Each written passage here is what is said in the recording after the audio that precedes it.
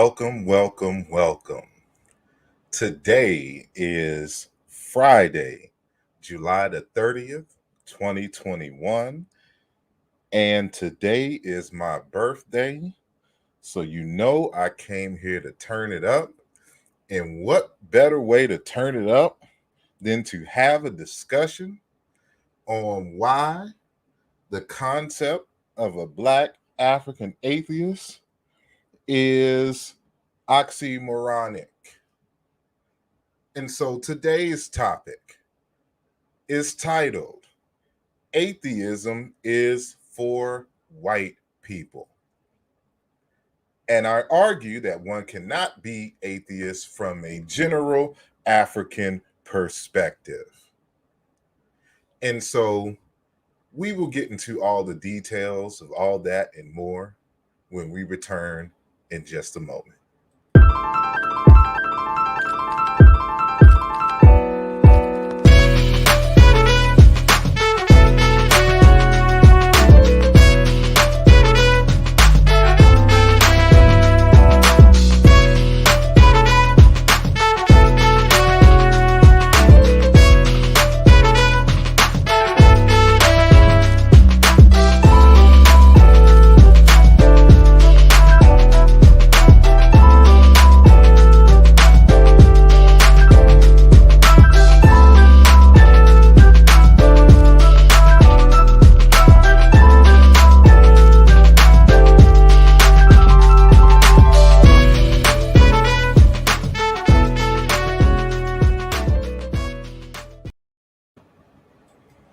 Peace and blessings, family. Thank you all for joining the conversation and for spending your Friday evening with me. I know y'all could be anywhere turning up, but you chose to be with me here. And of course, always showing love to those who come on during the live, but I always got love for those of you who join and catch the archive, who couldn't be with us here and during the live presentation, but you show love to us in this channel nonetheless. So thank you all for showing up. And as I mentioned prior to starting, that today is my birthday. So for those of you who don't know how old I am, I know y'all looking at me like he looked like he's 22. No, I'm 42. So today is my 42nd birthday. I've been on this planet for 4 decades and 2 years. It feels like I've been here forever. So even when I was young, they said I had an old soul. So just want to shout out everyone who has made themselves known, who is listening in the chat. And so peace and blessings to Everything is Everything. And peace to Sister Tamika in the building. Science Sean in the building. Coley Hercules in the building. Peace and blessings. Thank you all for the happy birthday wishes. Peace to Dr. Duarte Odara all the way out of Brazil in the building. Stefan W, if I'm saying that correct. Appreciate you for checking us out here. Peace to Brother Chavis McCrae. Hotep to you, brother. Peace to Harold Richardson. Hotep family, thank you. Peace to Sutek, Akande Iyanu Oluwa. All that and then some. The Kofi Pasai research team in the building. Peace to Donnie Williams. Thank you and thank you for joining. Peace to Chris. Hold on. Let me just skip on. There we go. Peace to Aaron. Trey Smith. Aaron Edwards again. Grown Man 773. So I guess Grown Man was already taken, so that you had to add the number 773 in the building. Let me mark here. Mark Macon, peace and blessings. Thank you for the birthday wishes. DC Tall Time, if I'm saying that correctly. Peace and blessings to you. Thank you. Indigo Sunchild, peace and blessings to you. Thank you for the well wishes. Terry Sanders in the buildings. Thank you. Thank you. American Dream, peace and blessings to you. And Conan Lee, all the way out there in the UK, holding it down. Am I missing someone? Maurice Sis, if I'm saying that correctly. If I didn't, I apologize. So Hotep and happy birthday to me. Thank you for the birthday well wishes. Brother T'Challa in the building, the real T'Challa. And what is this? Freetown Mictier, if I'm saying that correctly. Peace and blessings to you. Thank you for joining the program. Anointed Sadat Amin Ra, peace and blessings to you. Ra Shu, peace and blessings to you. Thank you. Enigma, 9x9, thank you for joining us. Sister Anusha, hometown in the building. And Fitz, oh, sorry, there we go. Fitz Shaggy, peace and blessings to you. And thank you, Brother Rashu, again for the birthday wishes and everyone else who I couldn't. If I skipped you, I do apologize. So, and those of you who are watching on the Harold Johnson page or on the asarimhotep page on Facebook, thank you all for joining. And so, we're going to get this party started in a moment. And so, the inspiration for this conversation actually comes from a recent program that our good brother Sa Netter out of New York had. And so he had a sister on who I believe is an atheist, and she was giving her reasons and her journey to adhering to the notion of atheism. And so there was various different kind of comments in the comment section, and I decided to make a comment saying that the idea of atheism is, well, I said something to the nature that it's impossible to be an atheist from a general African perspective. And so there was so much backlash to my statement. And so I decided to do this show and I went back to the list, to the comment section of that particular program. And I put the link here for them to come and check out the conversation and to come on live to rebuttal the information that I'm about to present. And so Sister Anusha says her name is Mandisa or Mandisa. Is it Mandisa or Mandisa? I'm not sure if I'm saying that correctly. Peace to Strife. Thank you for joining. Peace to Brother Mathis. The real deal in the building. Thank you for joining. Peace to JC. Thank you for joining. And so that's the kind of the backdrop. And this is just something that I've had in the arsenal. I really don't usually get into the debates or the discussions about it in terms of atheism and whether there's a God or not. But being a researcher and being a scientist, definitions matter, because if you're going to have a discussion about something, everyone needs to be on the same page as to what it is that we're discussing. So when it comes to the subject of God, I find that the conversations lack an agreed upon core in terms of understanding, but also it dives into these logical fallacies, which we call a transsubstantive fallacy. That is, that we take information from one small area here, and then we try to apply it to areas for which we have not researched. And so that's a transsubstantive error. So why do I say that usually the conversations or involve a transsubstantive error? Primarily because when we're having this discussion about gods and goddesses, it is usually from the perspective of how Europeans understand it from their cultural worldview, or it is in dialogue with the ideas as expressed in the Abrahamic traditions. Abrahamic traditions being Judaism, Christianity and its variety, and Islam and its varieties.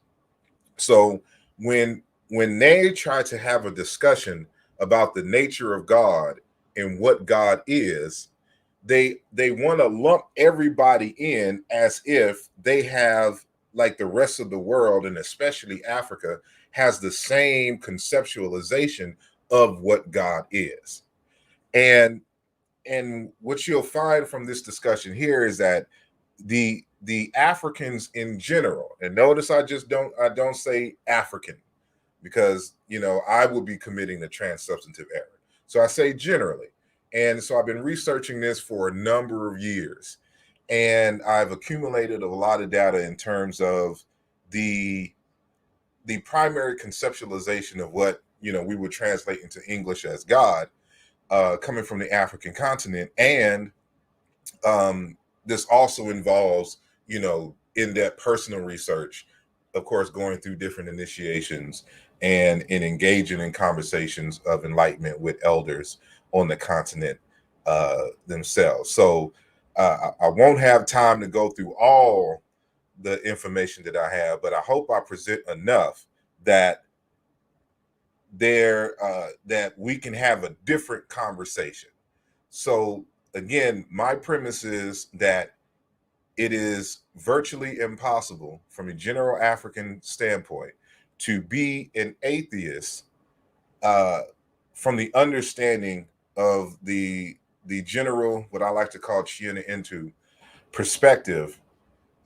And Chiana Intu is a language group, and so from the proto language to the daughter languages, which we witness today, we see common themes, even into the way that the words that are used to define God and the semantics and things of that nature. So, we'll see. So I see, in peace, and thank you, Brother Conan, for your generous donation. It is greatly appreciated. Thank you all.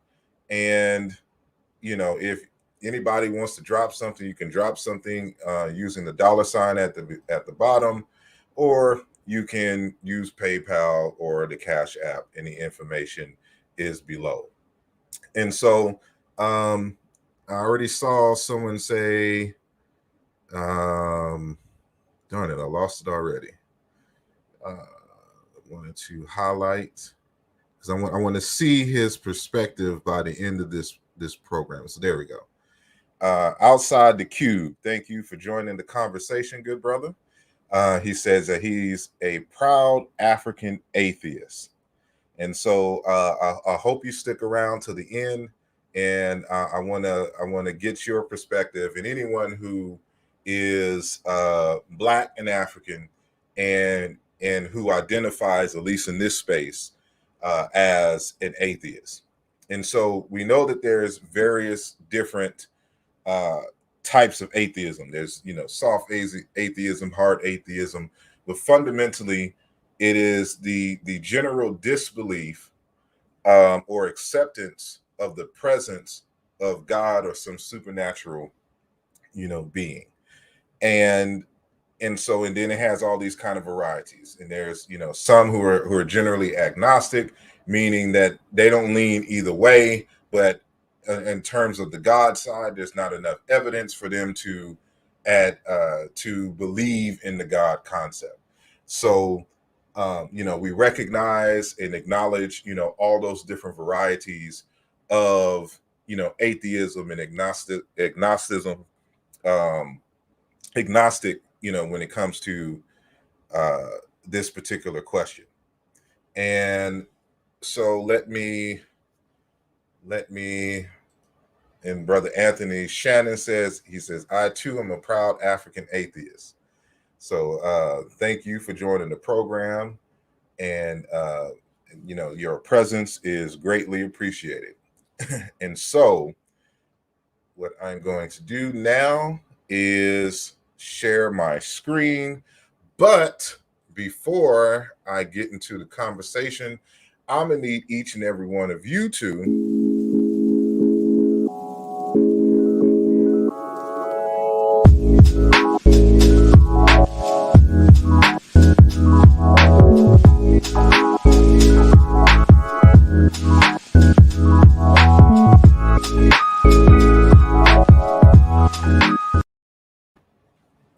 That is right. I'm going to need y'all to hit those likes. And if you are new to the program, in the channel itself, I really appreciate it if you hit the subscribe. I'm trying to hit the 10,000 mark. And so we're about 4,000 shy of that. So every subscribe counts, every like counts. And so we want to be real disrespectful and ignorant when it comes to the YouTube algorithms. And so we want these types of intelligent conversations to break through the monotony. And so we can only do that with your help. So I appreciate each and every one of you for listening, for liking this program. Make sure that you share it. Get all of your atheist homeboys and homegirls to listen to the programs. That means sharing the program. And we're going to have a good time. So let me just share my screen here. Booyah. And get rid of that. And let me just start from the beginning. So boom. Let me know if y'all can see that. So there we go. Yes. So again, today's topic is titled Atheism is for White People. The impossibility of being an atheist from an African, and it should say general African perspective. And so again, July 30th, my birthday, and shout out to all the Leos who are listening in the audience, all the July and August Leos in the building. You know, it is our season. And so if y'all didn't catch the intro, I made just a small one just for the Leo. So welcome.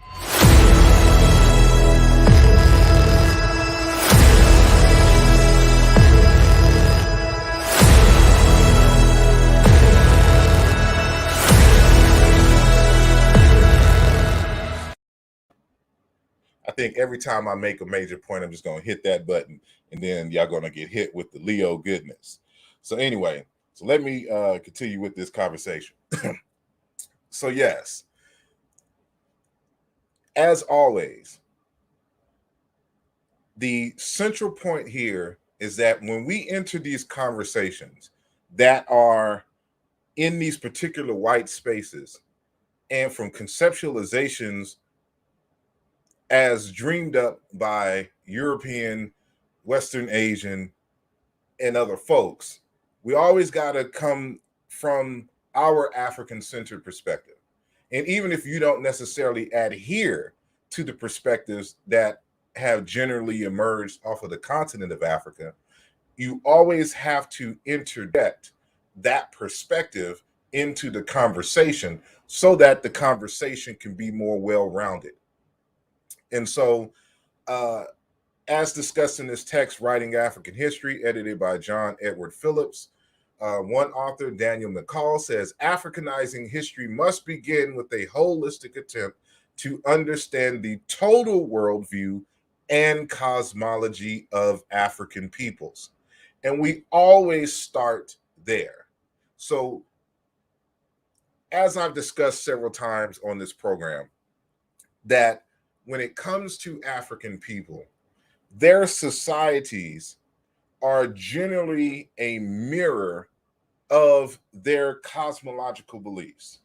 And this is why, and I have other citations that essentially say the same thing here, that you have to start with the cosmology to really get into the minds of African people.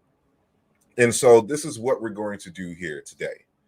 And so when I won't go into the long lecture on this, but if you have Aluja Volume 2, or you've, watched some of my programs before, you know that we've gone through this in terms of what is a spirit and what is a God from a general African perspective. And I find this definition to be the most concise when it comes to a God or a spirit. And so on the right hand side is a citation from a text called Religion and Medicine of the God People. Now, the God people are an African people who live in Ghana and the borders, all throughout there on the edge of Benin and things of that nature. So, one of their words for a God or a spirit is wo. And this word wo is cognate with ancient Egyptian Iwon, which is a god or a spirit, but it's a title usually reserved for Osiris. And in the Yoruba language is Iwin, ancestors, ghosts, spirits. In the Ingas language, Won, ancestors, the living dead, shades. And the Bachama people of Nigeria, Won, the demigod in charge of the dead, the demigod in charge of the kingdom of death. And so that Won is Osiris in Nigeria. But that's another conversation for another time. But what is a Won? A Won, by God definition, is anything that can work but not be seen, and includes the smaller beings of specialized and limited activity associated with medicines and magic. And so I have highlighted here this phrase or this sentence, anything, a wo is anything that can work but not be seen. And so for anyone who knows what the definition of energy is the ability to do work. It is not a substance, it is not a thing. Energy is a measurement. But this is something that has energy, has the ability to work, to make things happen, but are generally cannot be seen by the naked eye in the general African perspective, but more so the God specifically. So, until recent times, you weren't able to see molecules and atoms and other microbes and things that affect the landscape in the earth or whatnot.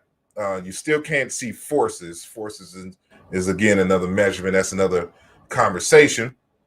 But this is what they generally mean. And so it does not mean that it is of a clear substance, like it is invisible in a way that we would think of like the Invisible Man. Like it's just some ethereal thing. It's like, no, it's a substance, but you just generally can't see it in your everyday experience. And so there's a text. Well, these are two different texts here, but to the left is an individual by the name of Dr. John Middleton. And so let me increase this a bit so y'all can see. Mo better, as we would say, Mo better. For the Lugbara people of Uganda. And he's done a lot of work and spent a lot of time with the Lugbara in Uganda, and has written several different texts and articles. And so I'll be citing from the text on the right, but the one in the middle is the Lugbara of Uganda, and on the right is Lugbara religion, ritual, and authority among the East African peoples. So let me see something here. Okay, we're going to go. And so one of their words for God, so to speak, is Adro. And the Adro is cognate with the word nature. And again, we don't have time for the proof. Visit Alluja Volume 2, 2020 by Brother Asarimhotep. Okay. So in this text, he says, I translate Adro and Adroa as God, although the correspondence of meaning is not exact. Adro, the basic form of the term, refers to a personified force outside the control and beyond the understanding of living men who are his creatures. So they're talking about some kind of power, some kind of entity that is responsible, for the life and existence as we understand it, but is beyond the general understanding and outside of the control of human beings. Indeed, unlike our term God, remember that he's this reason why I showed him as a European. Unlike our term God, as we understand it in Indo-European, Adro is used also to refer to a category of objects, which are manifestations of divinity and beyond the control and understanding of men. Many apparently miraculous things are called Adro, such as what I have called the guardian spirit of a man, or even matches for that instance. The word is sometimes used for testicles and for the power of procreation. Adro lives on earth, especially in rivers. He is also found in large trees and thickets and on high mountains and rocky places. He is in every stream. Adro is common to all Lugbara. In addition, each clan has its own spirit called Adro or Neter or Ntoro, as you'll find in other West African languages. The clan is a dispersed group which is not concerned in corporate activity. This spirit is also a manifestation of God's power, and in many cases is thought of as having been a distant ancestor. And so, this is the best that he can try to explain the Adro, the Neter, and what it is. But you can see it basically encompasses everything. Any and everything is an Adro. Any and everything is a Neter. And so, we're going to have to get a little bit deeper. And this is why it's going to be important to actually go to the Africans and to the source material to really get some clarity on what this is. And so then when you could come back to this part of the conversation, and then everything will begin to make more sense. So if you all recall, I interviewed this author here, Dr. Alexis Bakanye Tingan. He wrote a text called Of Life and Health, the Language of Art and Religion in an African Medical System. He is a native. He is of the ethnic group, the Dagura people, or the Dagari. And many of y'all may have been introduced to the Dagura people by the works of Dr. Malidoma Somé, of Water and the Spirit, African healing power and wisdom. No, I always get these books mixed up because Dr. Fukiao has an African healing book as well, but the title slips me. So one of y'all can slip it in the chat for me and let us know what that title is. But it's healing. I think it's the Healing Wisdom of Africa. And he has another text called Ritual. He has a number of texts out there that is worth the read. It's about his initiation into the wisdom tradition of the Dagura people. So Dr. Tengan is also of the Dagura people, except he's not from Burkina Faso.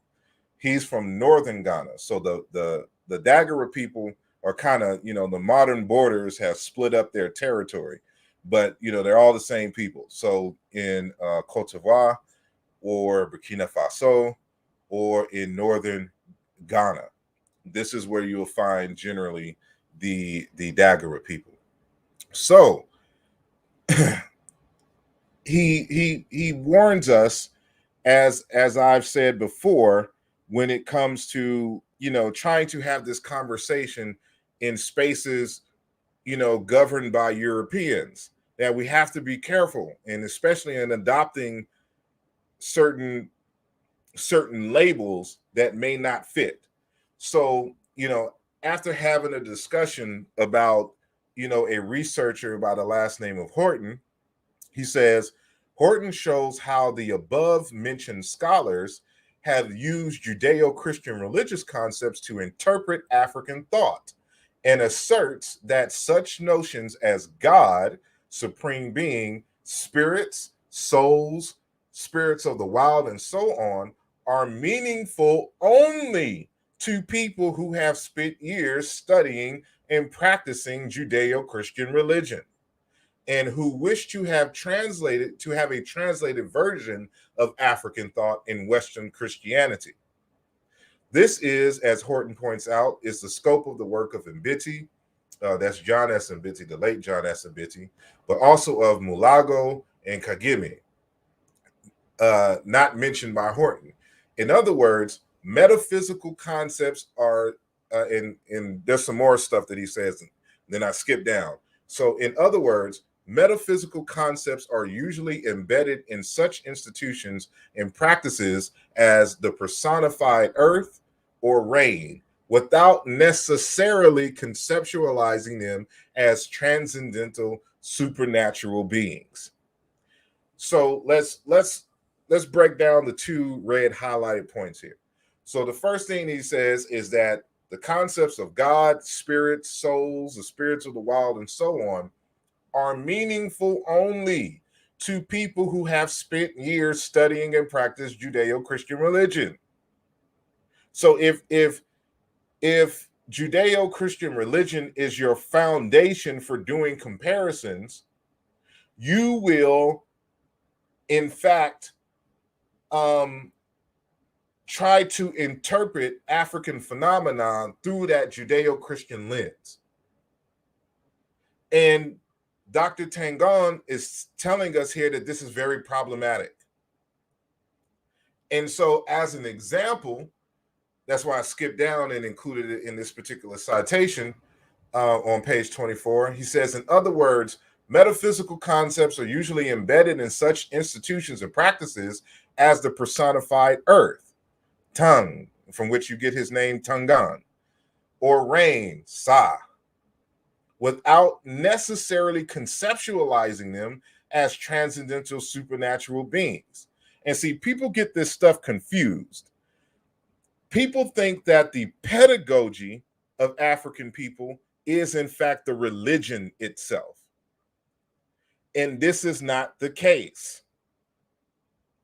Just because you see some artwork of a deity does not mean that they conceive of deity as some kind of, sentient being necessarily, or transcendent being, supernatural or whatnot. And we'll show why this is, this aspect of the atheist argument cannot find a home within African tradition. And so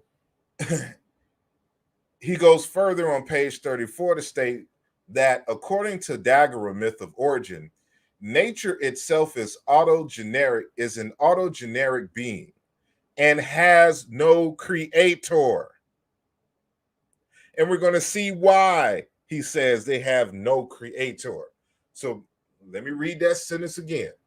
According to Dagura myth of origin, nature itself is an autogeneric being and has no creator.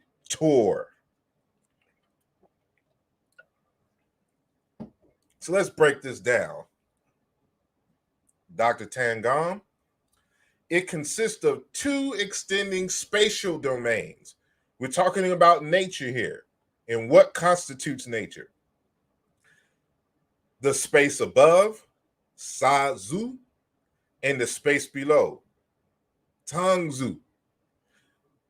The space above in human language is figuratively and metaphorically described as an undivided, single extending entity and is perceived to be one common house space society of beings and elements.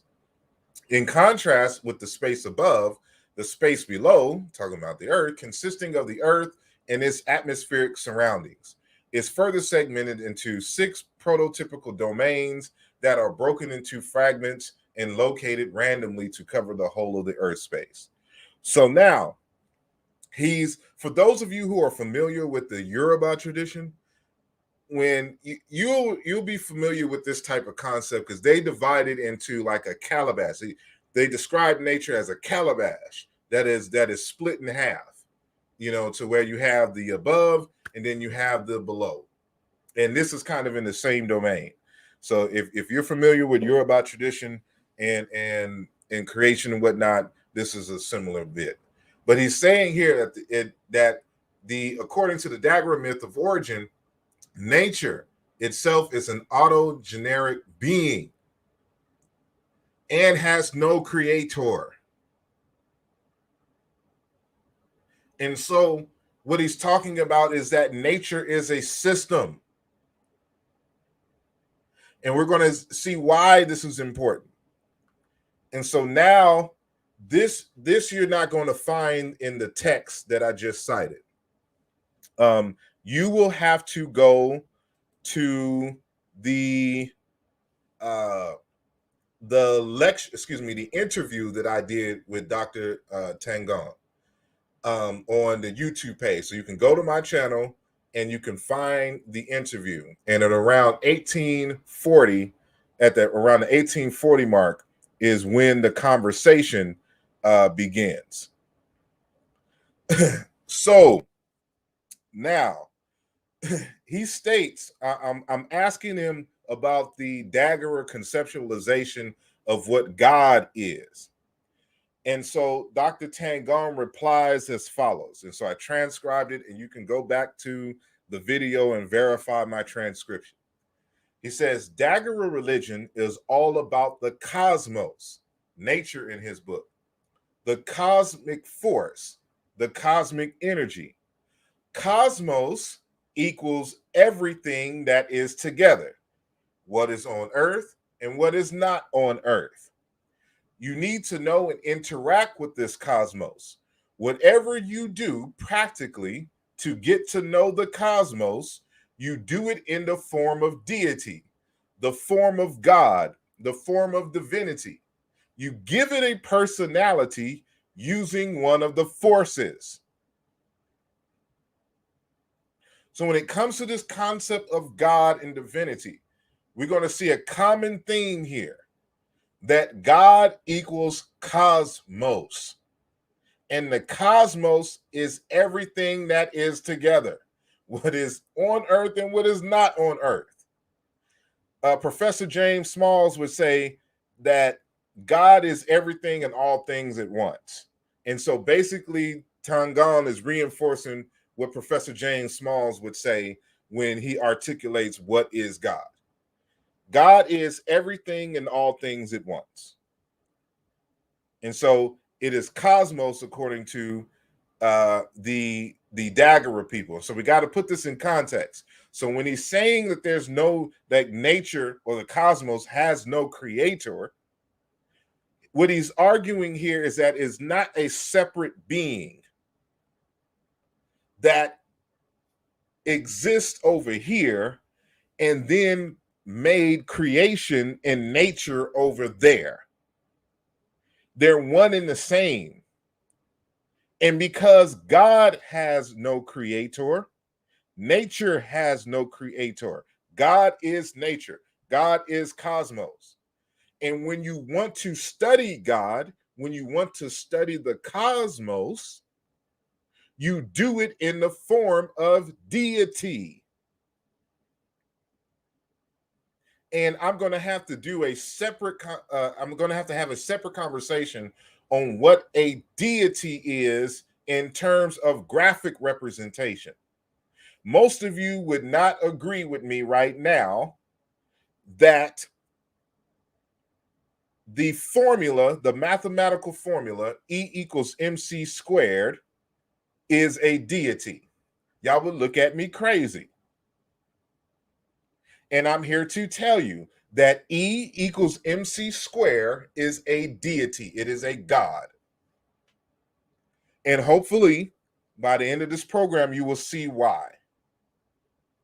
It is just a representation to describe some some function or aspect of the cosmos.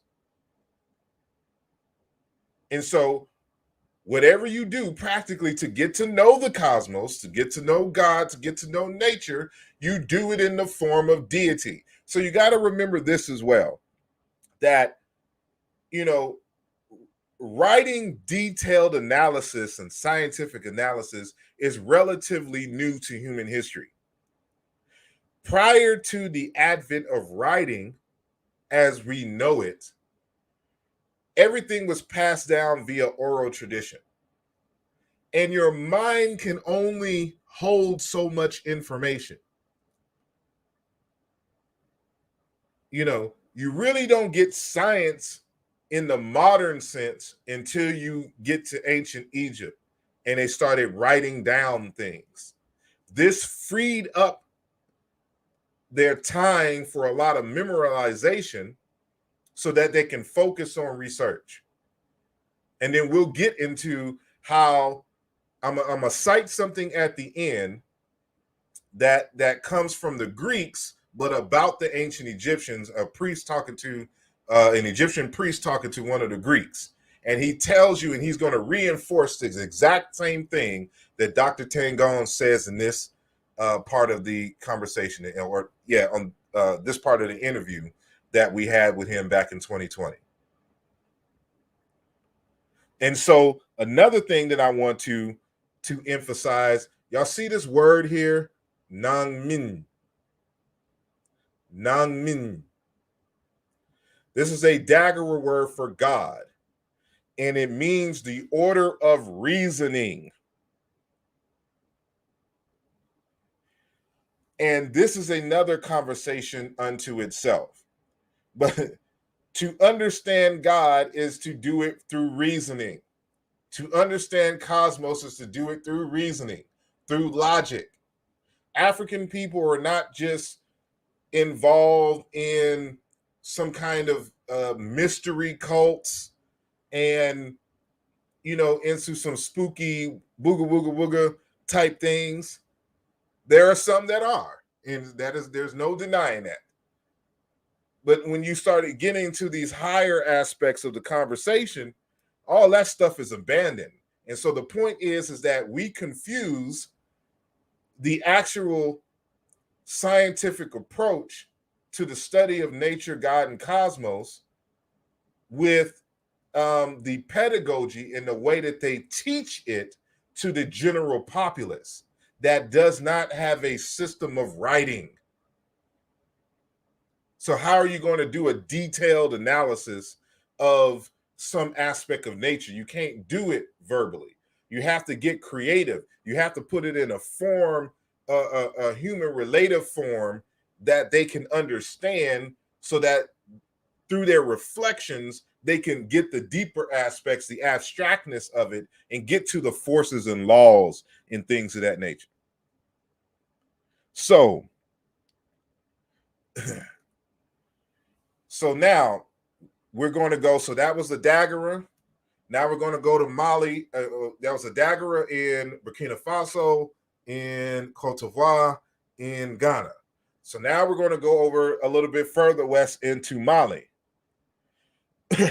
So in the text of Pale Fox, when talking about the god Amma, and the god Amma is cognate with the word Amen in ancient Egyptian. And again, you can visit Aluja Volume 2 for evidence of that. So, and some other works. I think Dr. Theophilo Benga in his African philosophy book also, you know, makes this correlation, and others. You know, Modupe Oduyoye and others have made this linguistic correlation. And so Amma, aka Amen,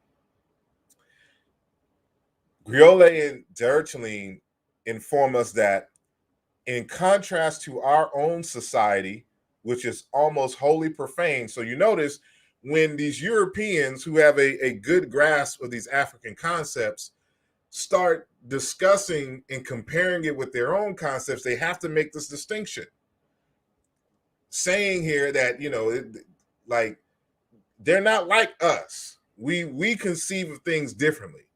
So he's saying here, in contrast to our own society, which is almost wholly profane, the sacred being allotted a circumscribed and limited function.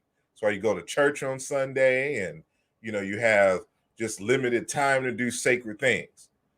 For the Dogon, however, there is no schism between the sacred and the profane, as the universe is God Amma's creation, indeed is Amma. It is sacred with all that it contains, from the infinitesimal to the infinite. Do y'all get what we're saying here? As the universe is God Amma's creation, indeed is Amma. So this is hard for a lot of folks to grasp, who have only had this conversation in relationship to Judeo-Christian religion. Because in Judeo-Christian religion and in Islam, God is an entity separate from creation. That is not the case generally in Africa. The universe, the cosmos, nature, God are one and the same. There is no difference. It's not like saying that God is in everything and he has a little bit of essence here and a little bit of essence. No. Everything is God. God is existence itself. And so hopefully y'all starting to get why it is impossible for you to be an atheist from a general African perspective. So, we're going to continue here. So we're going to flip and go all the way to Northeast Africa into ancient Kemet. And so a lot of you should be familiar with this text, Ma'at, the Moral Ideal in Ancient Egypt, by Dr. Maulana Karenga. This is basically his second PhD dissertation in book form. And shout out to Donnie Williams for your generous gift and donation to the channel. I appreciate it greatly. And we will continue. So we're going to talk about Ma'at. And so the way that a lot of people view the so-called deities in ancient Egypt and in Africa general, they want to make it seem like these are just independent deities unto themselves. That is not the case. It is God, the Nun, in the form of either Keper or Ma'at, Ra, Osiris, Amen, They're all the same deity. The different names reflect the particular function that they're trying to highlight of the cosmos, which is God itself. And so, as discussed in Maulana Karenga's work, he says, indeed, Ma'at is not only the shared essence of God, humans, and nature, in other words, existence itself, but a binding agent also. And this is because there's a word Ma'at meaning to tie. And in its nominalized form, there's a word Ma'at meaning rope. For the ancient Egyptian, Ma'at is the order of creation. And so remember Nanmin among the Dagura, God, the order of reason. That's their variant or one of their titles for Ma'at in among the Dagura. So for the ancient Egyptian, Ma'at as the order of creation bounds all things together in an indestructible unity. Therefore, the universe, the natural world, the state, and the individual were all seen as parts of a wider order generated by Ma'at. It was, as argued above, the organizing quality of phenomena that ran through and united all things. As stated above, Ma'at was the essence of existence, which was not only the essence of the creator and humans, but also of the natural world. And so again, the study of these deities show you the aspect of the totality of God that they're highlighting. So when they're talking about Ma'at as a cosmic order, they're talking about the principle, the aspect of God that is responsible for organizing the phenomenon that we see. You know, and so in many respects, you would argue that Ma'at in many contexts represents, for example, the laws of nature. Now, one can debate are the laws of nature physical and all this other kind of stuff. That's a constant conversation in physics, in astrophysics. And so now we're going to deal with the god Khepri, for example. And everybody thinks this is a separate god. This is separate from Ma'at. This is separate from Ra. This is separate from Osiris. No, we're going to find out. So a lot of you may be familiar with this text because we like to highlight this text a lot. And so I think this is one of Brother Sanjetti's favorite texts. And this is the Book of Knowing Ra's Ways of Being. It's from the papyrus Bremner Rind from the 4th century BCE. And it gives a very detailed and modern scientific explanation of existence itself.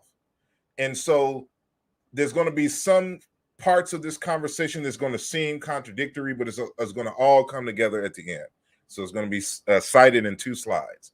So let's start with it. So in the Bremner Rind papyrus, it is the god Ra having a conversation and informing mankind of who he is and what his nature is, right? So he's saying, it starts off, the Book of Knowing Ra's Ways of Being, and of thus overcoming the serpent Apep. Thus spoke the Lord of the universe. He said, I came into being as the existent, the one who exists, first to come into being. Having come into being as what exists, I then was. That was how existence came into being. For I was before the ancient gods, my creation. Before they were, I was. My name preceded theirs, for I created antiquity and the ancient gods. I created time. I made all that I desired in this world, and I spread over it. I reached out my hand by myself before they were born, before I spat out Shu, which would be Sa, in amongst the Dagura, and Tefnut. I used my own mouth, and magic was my name. The word is Heka in the ancient Egyptian language. It was I who came into being, and in my manner of being, taking on existence as what exists. Thus, I came into existence in the primal time. After that beginning, a host of ways of being came into existence. For before then, there was no mode of existence whatsoever in this world. That's why I say you got to pay attention to the wording, because he's talking about in this world, the earth. Not saying that existence, God is a type of existence, but he came to a point where he wanted a different type of existence to exist. And he's going to say that below. All that I did accomplish, I accomplished alone, before any other being came into existence, to create alongside me in these places. There I created the modes of being with the energy in me. There I created in Nun, while still drowsy, while I had yet to find any ground on which to stand upright. But then my heart was filled with energy. The design of creation appeared before me, and I accomplished everything I wanted to do. Being alone, conceiving designs in my heart, I created a different mode of existence, and multitudinous ways of being were born of the existence. So I hope y'all are paying attention to the words that I have highlighted in these slides. The existence, what exists, taking on existence. After that, being a host of ways of coming into being into existence. I created a different mode of existence, and a multitudinous ways of being were born of the existent. So he started off the conversation calling himself the existence. So he is existence. And so he differentiated himself and created other deities that were responsible for creating other manners of existence. So this is how you challenge any of the so-called black atheists. You can't argue that you are anti-existence, that you don't believe in existence. You can't exist and have the whole body and ability to think while existence and saying that you don't believe in existence. You don't believe in what exists. It is illogical. Because again, African concept of God is not the same as Judeo-Christian. We not on the same page here. You can only be an atheist in a European context, in a Judeo-Christian Abrahamic context. It is virtually impossible. I'll just say it is impossible. From a Dagura, from an ancient Egyptian, from a Dogon perspective, and we're gonna extend this because I want y'all to see that this isn't just random. I'm not cherry picking concepts here. I'm showing a commonality and continuity in thought across Africa. So, excuse me, as I take a sip of some homemade tea that I made. It's gonna get deep, y'all. This is why it's important to study African cultures, languages, and the like.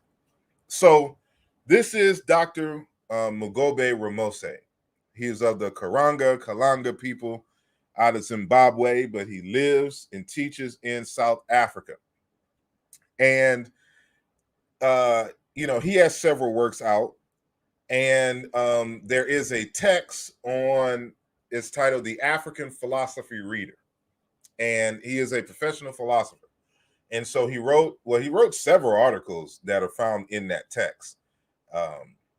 But there's this one article called "The Philosophy of Ubuntu Ethics," and in this text, he talks about what is being, what is existence in African thought. So he says, African philosophy is consistent with the philosophic position that motion is the principle, that the philosophic position that motion is the principle of being. According to this understanding, the condition of being with regard to every entity means that to be is to be in the condition of ness. Whatever is perceived as a whole is always a wholeness, in the sense that it exists and persists towards that which is yet to be. So, and this is a fancy way of saying evolution, because you're coming from one state and you're evolving into another state. And so there's always motion. There's nothing still in the universe. Everything is in constant motion. That's what quantifies things as being existing in terms of motion. Because this is the characteristic of every existing entity. Being is to be understood always as a wholeness. And so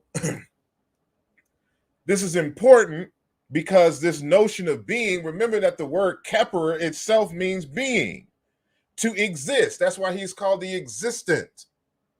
So these are the various definitions of the word keper that you'll find in the ancient Egyptian language. So you have keper, occur, to happen, to come to pass, to exist, be, come into being, become, change into. So this is a word for evolution. So you can't argue as an atheist that you believe in evolution, but then talking about you don't believe in God, you don't believe in a deity, because a deity is evolution. That's one of the deities. In ancient Egypt, we called evolution Keper. And another variant of the term from the same root, take place, to be effective, go by, be past, continue, of action. Action, the generating principle of action. And we'll get into that a little later. Keperu, an event, an occurrence. Keper, to happen, to become. Keperu, transform. So anything that has form is Keper. The process of transforming is Keper, because everything is transforming. Even though at age 42, right now, today is my birthday, and shout out to me for my birthday. Booyah. Anyway, even though I look pretty much the same as I did yesterday when it was not my birthday, there were all kinds of changes and things evolving and dying and being reborn within myself. And this comes with time and age. And so what they're trying to tell you is that God, in essence, is really time and space. And the matter that's part of this space. So to develop, Kepri, to attain, Kepri meaning children. Are you trying to say that children don't exist? You don't believe in children now. You are anti-children. Children just don't exist. Keperu, the living now, so people don't exist. You don't believe in people? All the atheists. Do you believe in people? Do you believe in children? Do they exist? Are you anti-children? Do you not believe at one time that you were a child? Do you not believe that you exist now? Are we living in the matrix? Are we the figment of an imagination of some simulated program, and there's a secret war going on between them and the machines? Is that what you're trying to argue? And then, of course, Keper, entity, being, and Kepri, God. And so in the Chiluba language, the cognate for Kepri is Kafukela. And you can find that in the latest book, all the details towards that and what that means and how that breaks down. So now we're going to go down into the Congo. So the late Kimbwadende Kiabonseki Fukiao, who passed away in 2013, wrote a number of texts, and a few of them you'll see here on the screen. And we're going to quote first from his PhD dissertation, and then we're going to quote from this book over here on the right called Simba Simbi. And so we're going to go down into the Congo, and we're going to see the same concept in which we explored, that we're going to see the same concepts which we saw in ancient Kemet, which we saw in Ghana, in Ivory Coast, in Mali, and Burkina Faso, right? So in his PhD dissertation, and you can find this on my website. So go to my website and go to the sublink of documents, and you can download Digging Up the Past, an approach to fundamental education and community development. So the Bantu concept of God is a Kalunga, a welded opposite forces, positive and negative in one. The Muntu himself is seen in terms of these paired forces. So just like what you saw with the ancient Egyptian, God is basically the macrocosm, and human being is a microcosm of these particular forces and elements, organized in a particular way. So the Muntu himself is seen in terms of these paired forces, Inkwa Luzungu. Some are said Lumoso or Lukintu, left or female, and other Lunene or Lubakala, right or male, because all beings are the resultant of the Kalunga, the complete forces made up of welded opposite forces of Kala, which is a word meaning to be, and Luvimba, positive and negative, off and on, coming out of existence and into existence in particular forms. And so it becomes more clear when you read the larger text. This is why every Muntu or human being, African, dances exactly in the same manner. He talks and exalts his Ngolo and Moyo. So Ngolo is the word for energy or power, and Moyo is the principle of life and dynamism, right? Where we get the concept of Kimoyo from. The key words of his religion of force and vitality, into which Nzambi God is not a physical being of male or female gender, but a Kalunga, the principle of opposite welded forces in one, a principle that one can understand because it's inseparable with matter, only in being part of the motion through Dingo Dingo itself. So he's telling you here that God and matter are one. It's the forces and the reactive matter itself. But the concept of forces, again, this is higher level physics here. So I don't want to go beyond the general understanding, for those who don't have a physics background in terms of certain forces and whether they exist and how we articulate them. That's another conversation for another day. But what he's saying here is that Nzambi, God, another name for God is Kalunga among the Bakongo people. And there's other variations in Vidi Mukulu and things of that nature. So you will see that they conceive of God as existence itself. And so it becomes a little bit more clear in the text, Simba Simbi. So in the text, Simba Simbi is a phrase that means to hold up that which holds you up. And this is a very short, it's only about like 5 to 8 pages, if that. And it's either 5 to 8 pages or 10 to 16 pages, because the other half of the book is the same text written in Kikongo. So, but in English, it's only about 5 or 8 pages in that mud. But a very powerful 5 to 8 pages. So if y'all can get your hands on that book, I highly recommend y'all get Simba Simbi. So Simba Simbi states, contrary to the popular belief spread through Western literature of Africa and Central Africa specifically, the Simbi, this is another name for God. And we'll see a pattern here. The Simbi is the principle of life itself. It is that which is. In African spirituality, it is the God principle. It is the living principle that holds up everything. It is the principle that makes things the way that they are. It is the conscience that feeds our subconscious. It is the divine presence in and around us.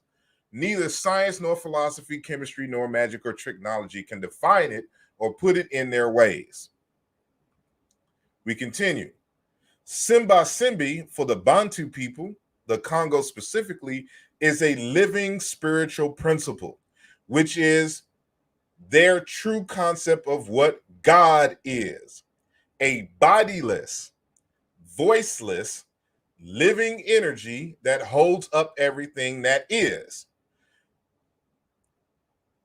Two is taking, standing in, the bold standing Simba Simbi posture of a true master. That I should have extra. I think I meant to, because that's not even a complete sentence.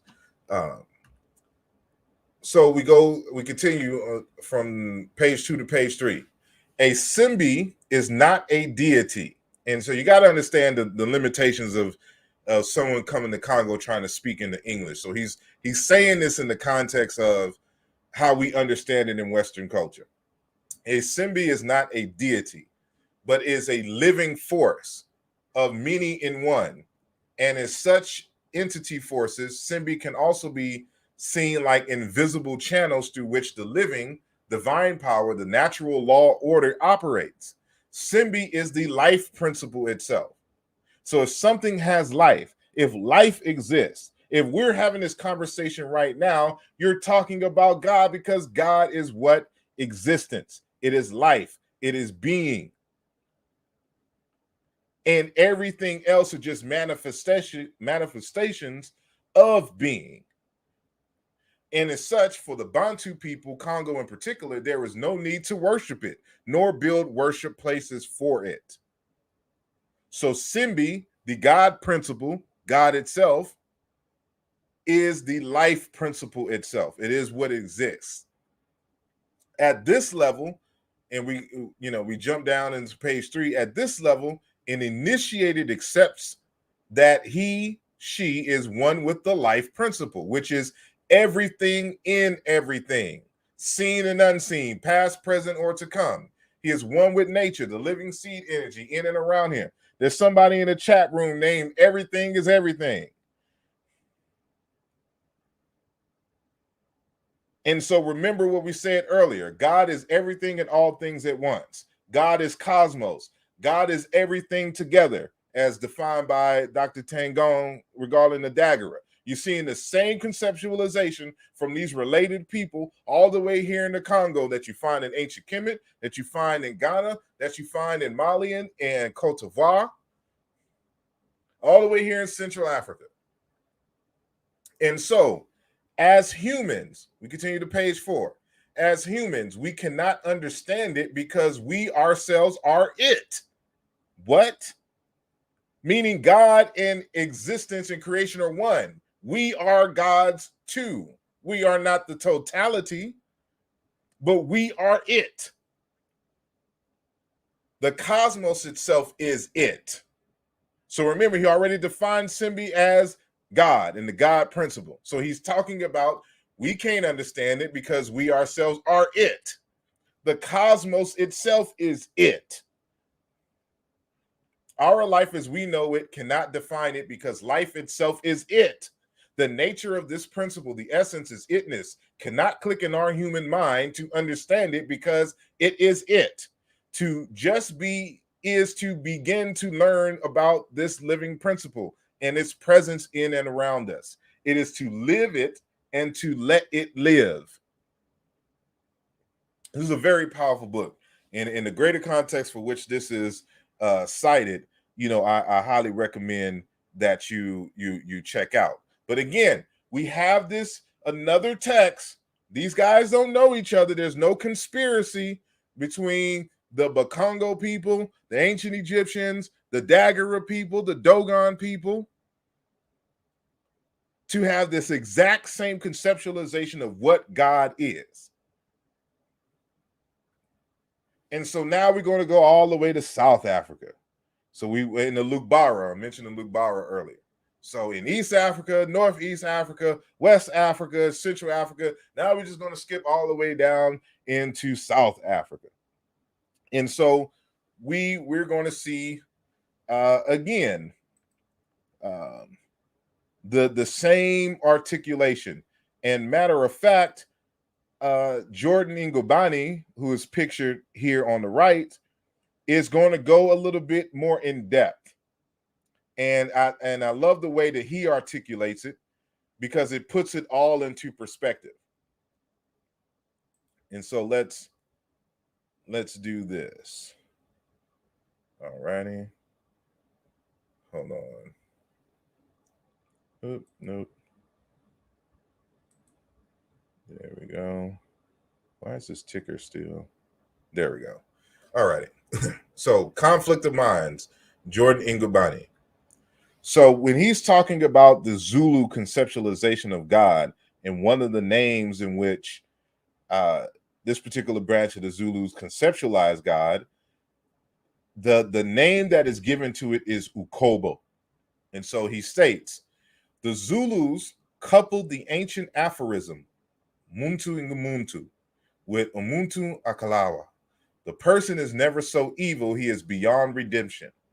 The Zulu-speaking nomarchies of antiquity believed that all things had their origin in Ukobo. Everything in the cosmic order evolved from Ukobo, and I should have highlighted from in red. So it's not like, again, in a Judeo-Christian context, to where God creates ex nihilo, like God exists by himself and that he is beyond that which he creates. As you can see in the again, in the ancient Egyptian, in the Lugbara, in Uganda, in the Dagura, the Dogon, and in the Bakongo tradition. What we consider creation is that which evolved from God. And we're going to, and they always talk about God as this infinite thing, this infinite existence, because you can't exist outside of infinity. And Jordan Gabani is going to reinforce that here. The Zulu-speaking nomarchies of antiquity believed that all things had their origin in Ukobo, God. Everything in the cosmic order evolved from Ukobo. This Ukobo was primordial consciousness, and it had no beginning and no end. It was the infinite total of the values of all things, which together made the cosmic order. How did Dr. Tangan articulate it? That the cosmic, that the cosmos is everything and all things together. What is on earth and what is not on earth. That means existence itself. You're seeing the same thing here. And so he continues. Ukobo was forever forming clusters of itself. So you have this infinite existing that decides to differentiate itself, just like the Nun did in ancient Kemet, just like Kalunga did amongst the Bakongo, just like Amma did amongst the Dogon. The Ukobo was forever forming clusters of itself and combining these to produce phenomena. What does that look like? Atoms. So from these planes of existence, these agitations to form these, in modern times, in modern science, we would say the atoms. The atoms clustered together to form phenomena. The agmenation, the word agmenation means a grouping, a coming together, a clustering. The agmenation was regulated by Mteto Wemvelo, the law of appearing, which is Keper. That word Wemvelo is cognate with the word Keper in ancient Egyptian without the prefix. Is Mvelo.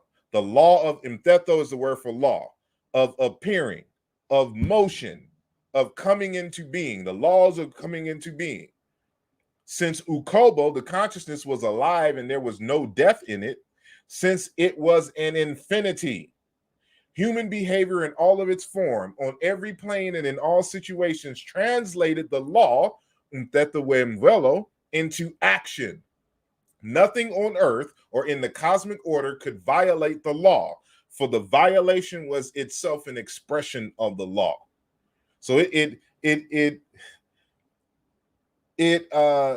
tickles me when I hear from people who adhere to the Abrahamic faith talking about breaking God's law. In Africa, it's impossible for you to break God's law. The very fact that you can break a quote unquote law is in adherence to the law itself. If it is a law, it cannot be broken by no one, by no thing.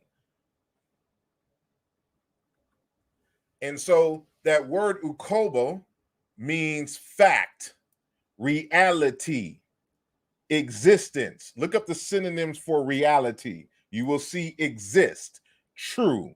This will be a cognate for the word ma'at that we saw earlier in ancient Kemet. Essence, ukobolwa, real, his or her, its very self. Lokobo, lapus ukobo, of the fact of, ulukobo, real substance of a person or a thing, self, person, reality. You cannot be an atheist from a Zulu perspective because they define God as reality, existence itself, and an infinite existence. And so now you would have to try to logically argue against the fact that reality is not real. You would have to argue the matrix. But even still, even if your reality isn't real and it's simulated, the reality outside of the simulation would be the real. It would be the existence. It would be the God factor. So we're going to continue in South Africa. So we're going to, excuse me, we're going to deal with our good brother, the late Vusamazulu Credo Mutwa. And if y'all have not done so by now, I'm going to need each and every one of you to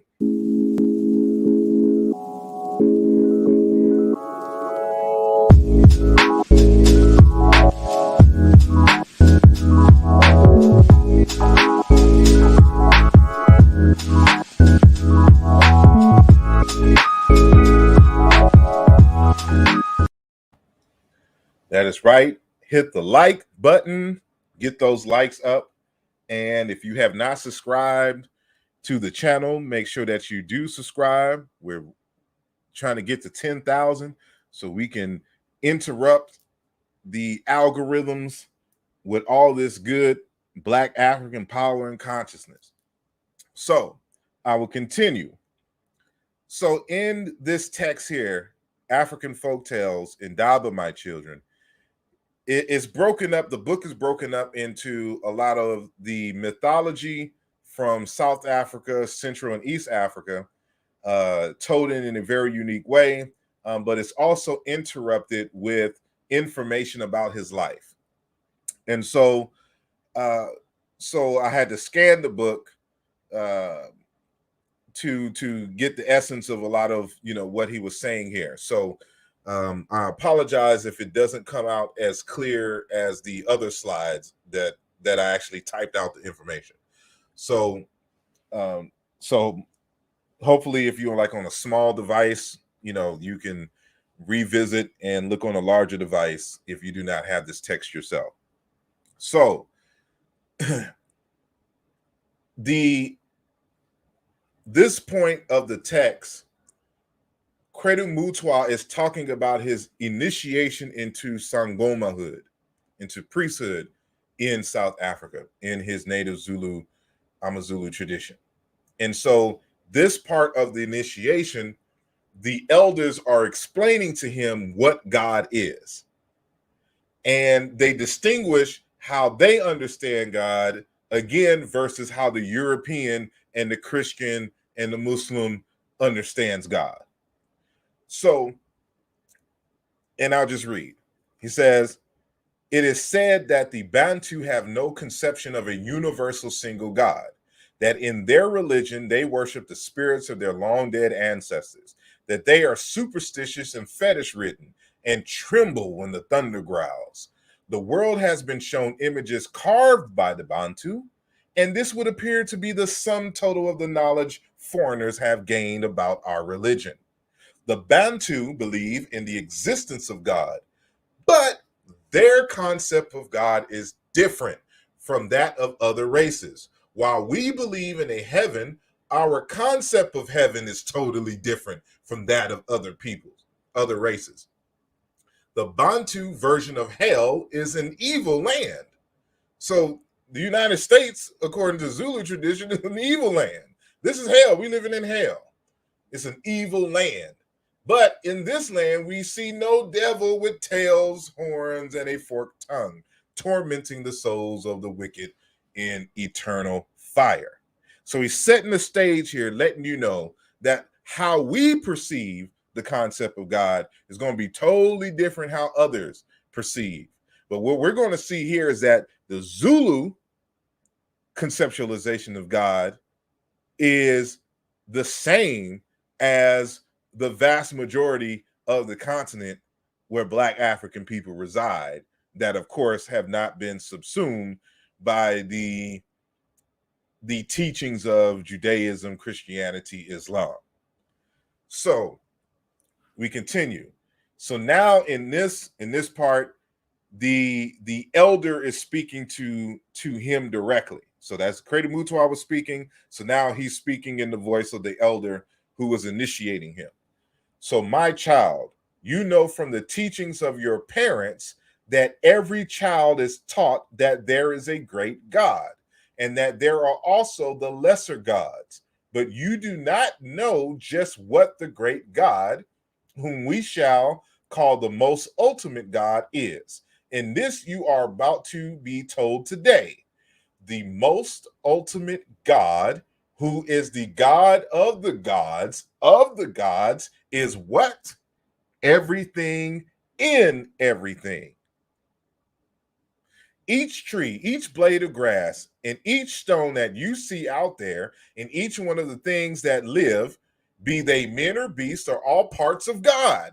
Just as each one of the hairs on your head, and each flea in your hair, and each drop of your blood is part of you.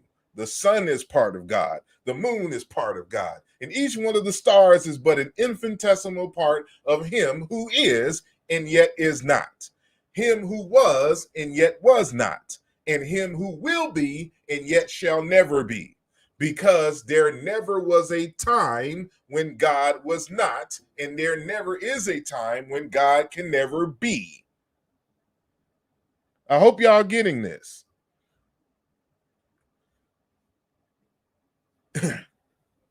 So now it continues. My child, God is more in you and is more part of you than you are in part of yourself. He exists in you more than you exist in yourself. You were not created by God as the aliens, aka white folks, aka Arab folks, aka Chinese, aka Indians, like real Indians, not Native American. And, aka Moors, aka whoever else exists on the planet. You were not created by God, as the aliens tell you, but you exist as part of God. Which is why I say it's impossible for you to be an atheist from an African and general African perspective. Because now you have to argue against yourself. You have to sit here with an open mouth and try to argue that you don't exist with others. And they're telling you, you were not created by God, as the aliens tell you, but you exist as part of God. Your soul is immortal because God is immortal. And your soul and mine are as much a part of God as the grain of sandstone is part of the boulder that is part of the mountain. My child, I want you now to look at this ball of clay. This ball of clay is known as the ball of instruction and was first used generations ago by the great ones of the mother nation, known as the Batu, from whom we all sprang, to instruct those whose duty was to carry the flaming crescent of our beliefs onto posterity. This ball has another ball inside it, and that one has still another smaller ball inside it. One of y'all type in the chat what those dolls, I forgot what you call those dolls, where you see you look at one big doll, but then you open the doll and then there's another doll in it. Then you open it look like jar canisters, and kind of in the same way like the Tutankhamun tomb was, is like you see one casket, but then you open it's another casket inside. You open it's another casket until you finally get to the core casket. This is what this ball of clay is. It's one ball surrounded by another ball, surrounded by another ball, surrounded by another ball. It's a ball of instruction. It's trying to teach you what God is and what existence is. This ball has another ball inside it, and that one has still another smaller ball inside it. There are 7 balls within each other here, where you only see the outer ball. And this, my child, is the ball that symbolizes all our knowledge and all our beliefs, that everything under the sun is but part of something greater still. This ball, my son, is our symbol of infinity. So just like Jordan Ngabani, when they use the name of Ukobo, talking about God and it is an infinity, and just like all the other texts that we cited, they're saying here that this ball represents an infinity, and it goes on to talk about its relationship and discovery in context to God.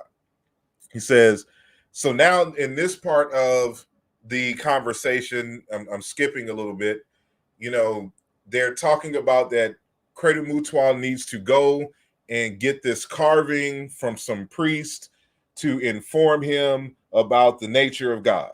So let's continue. So now this is the elder speaking to Credo Mutual. You will want to know what God looks like and how he would be interpreted by your eyes and your brain were you to see him. But my child, other than that, we know he exists for the very reason that we ourselves exist. We do not know for sure, and we must never try to know for sure. No man can ever see God and live or understand what he has seen. For God is such that his very essence, his very being, and his very shape would be beyond the interpretation of the human eye and the human brain. So remember the first definitions that we started off the conversation with. So when we're talking about one, is which is a word for God, spirit, and it's also referred to ancestors. Anything that can do work but cannot be seen. And then we go to the Lugbara from the work from Middleton, and we talk about Adro, anything that is beyond the general comprehension and understanding.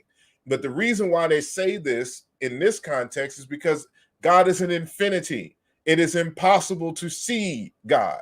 You can never have an objective understanding of what God is, because in order to be objective, you have to be able to separate yourself from the phenomena under study. And since you can't exist outside of infinity, you can never look upon God. You can only deduce what God is by studying what? The cosmos. And how do you study the cosmos according to the Dagura from Alexis Tangon? You do it through deity. You personify a particular system or phenomena, and you study that phenomena, and then you link up your studies to have a universal understanding of the relationships that exist within the system, because God is a system. Let's continue.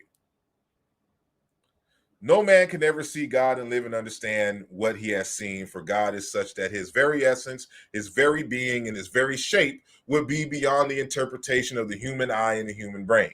We can only guess, and the oldest guess at the possible form of God is the one that you must go and touch in the land of the Swazi, when your hair begins to turn gray, according to the law that binds all the chosen ones. The other one is in the land of the Botswana, and you must never let death close your eyes before you touch with your hands both these symbols of eternity. These symbols are carved in the red and white Simbiti wood, which is a sacred wood that can only be used in the carving of very holy things and images. Both these carvings show God as shaped like a great canoe with a human head at the stern and a human head at the prow. These heads are both looking up into the heavens, which is a sign that God continues into infinity and has neither end nor beginning. Riding in the canoe is an image of a woman, which symbolizes the great mother, the ultimate feminine creative cause of all, and a symbol of the bisexuality of the most ultimate God. The body of the canoe stands on the back of a carved wooden crocodile without a tail, and this shows that God is neither evil nor good, neither life nor death, neither merciful nor cruel. God exists, but as far as we know, for no reason whatsoever. God is neither beneficial to us nor interested in us in any way. I hope y'all paying attention. So this is the symbol of, or one of the symbols of God. So you have, this on the left-hand side looking into the future, and then this looking into the past. Well, this depends on which, way that you look in. And this aspect is representing the how they define it as the feminine aspect, the creative agent or creative principle of God. And then this wooden alligator at the bottom shows that God is not, evil nor good. He's beneficial. He's not beneficial nor malevolent. It just is. And so again, Africans have a different conceptualization of God. And so the next slide here is going to be very, very important. So I hope it comes up clear for those of you who are reading. So the elders continue to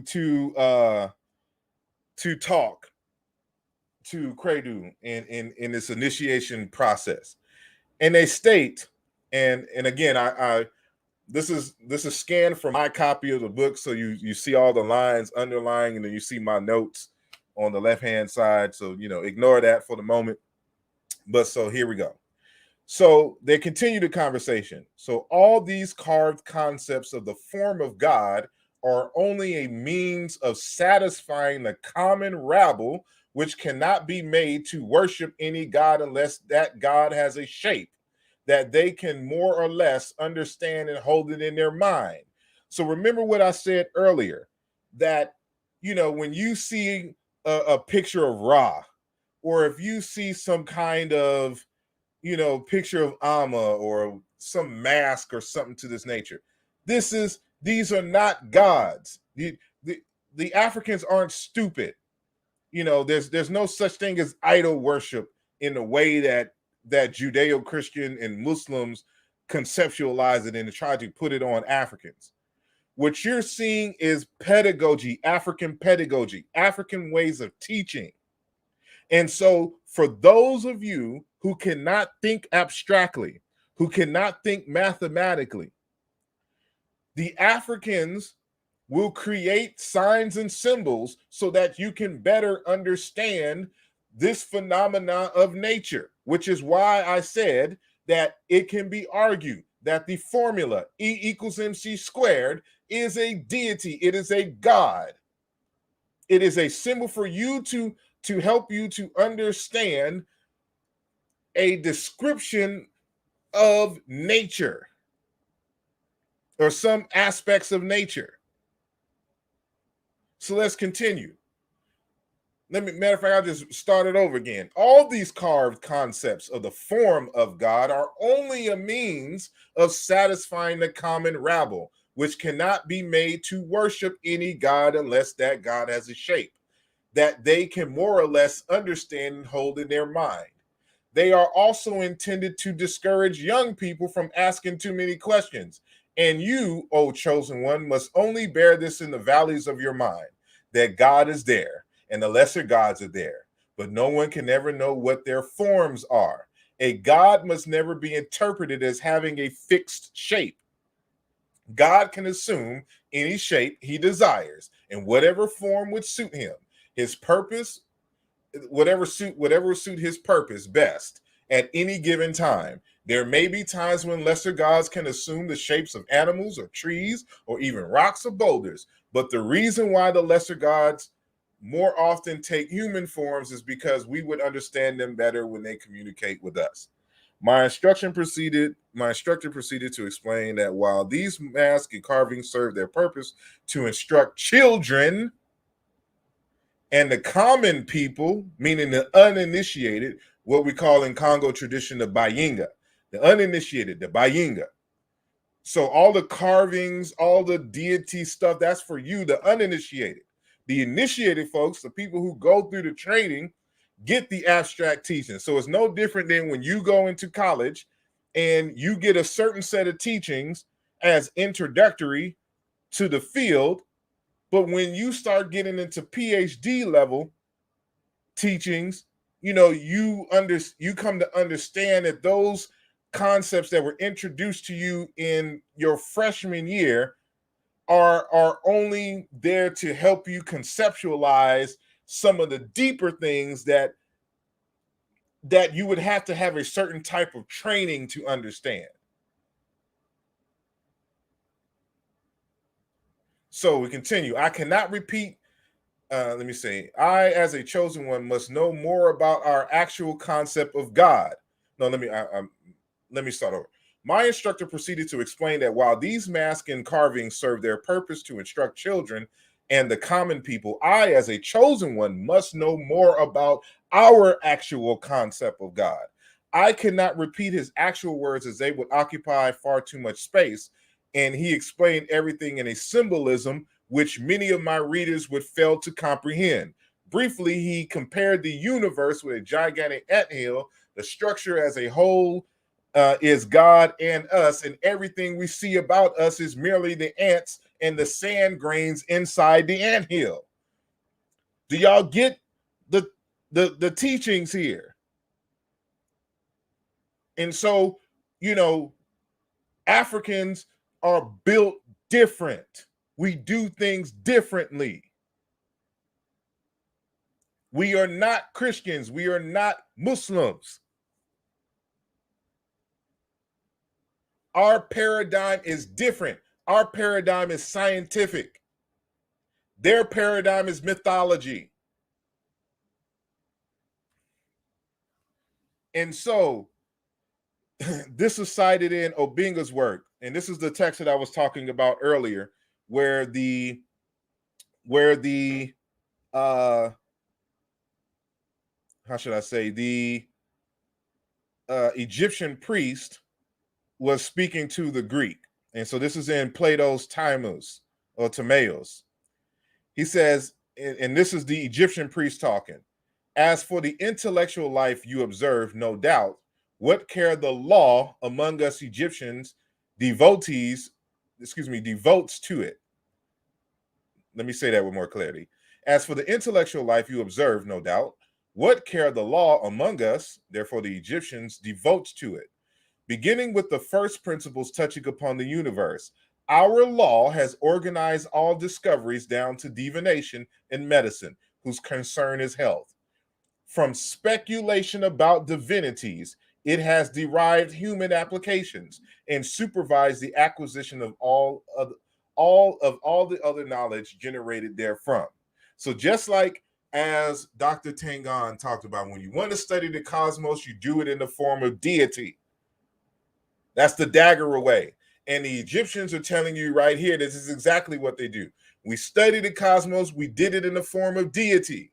Our speculations about deity allowed for us to understand better the laws of the universe, and we applied them practically within our society. And so, in closing, when we're talking about God, God is the action generating principle. It is existence itself, life, motion. It is matter and the laws. It is an infinite system of inputs and outputs. And so someone asked the question earlier, does Kimoyo deal with this aspect of God? It is my argument that you cannot have Kimoyo without this fundamental principle understanding of what God is. God equals existence. Everything and all things at once. All things together. Everything is everything. And so for anyone to be atheist within an African context, they would have to argue that existence don't exist, that they don't exist, that matter doesn't exist, that the laws of nature don't exist.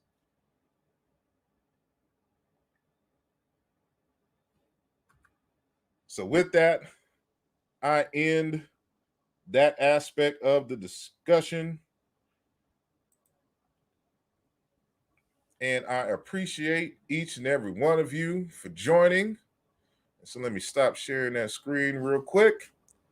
And so I'm willing to share and continue this conversation, with each and every one of you. So if you agree or disagree and you want to join the conversation, I'm going to put the link into the chat, and y'all tell me what y'all think. Am I full of ish, or do y'all agree?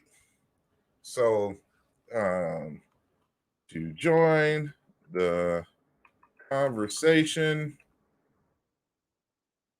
here is the link. I especially want to hear from someone who is an atheist. So I just put in a chat, and if you are listening from the Harold Johnson page on Facebook, the link is not going to show up there. For some reason, it just doesn't show up there. So it only shows up on the YouTube page and the asarimhotep Facebook page. So if you're on my asarimhotep Facebook page, you want to join the conversation, go to the link there and get it. So yeah, it's, and I know it's going to be a little delay, so I'm just going to wait. And while y'all are doing that, I'm going to ask y'all again to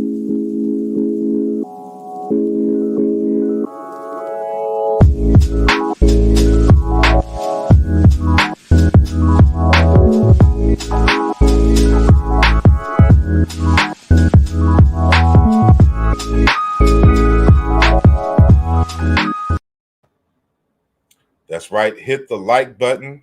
Make sure that you share and that you subscribe to the channel. And just in case y'all forgot,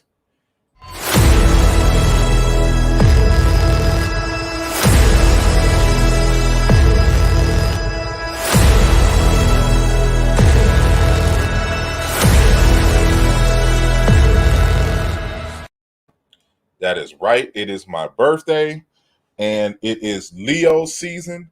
So y'all gonna get this awesomeness all the way until the 22nd of August, when I don't even know who's after because I don't even pay attention. So Leo, the whole zodiac is pseudo, but the only thing that they got right was the Leo stuff. So that's my argument, and I'm sticking with it.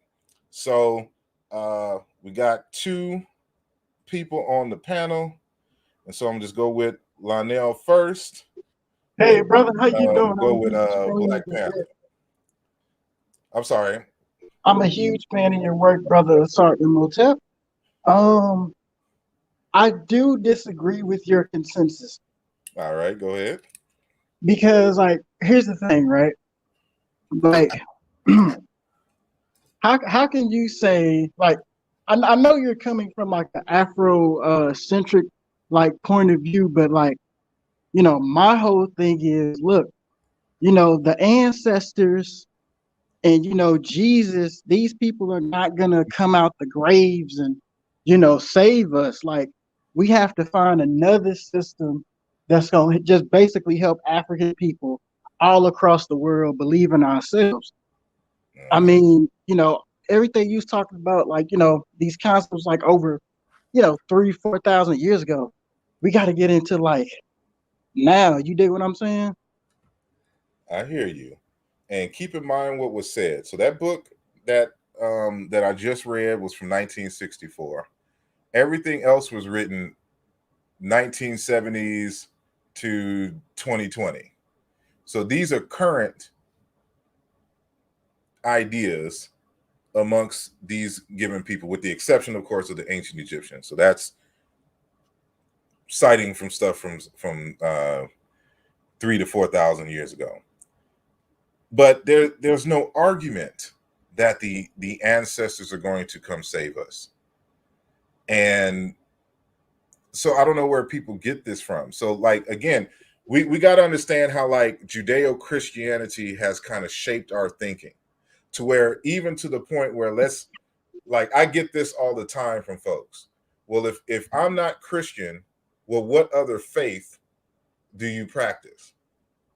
Yeah, I get that a lot too. Like as an Yeah. atheist, like they straight people act like, like the atheists, we just like, we don't like if you come out, the paradigm that it's like, what do you believe? It's something Mm. that where you get your values from. Like it comes out of that. I'm like, I say to people, where do you get your values from? Because your values came from, a man or, whoever came up with your spiritual system.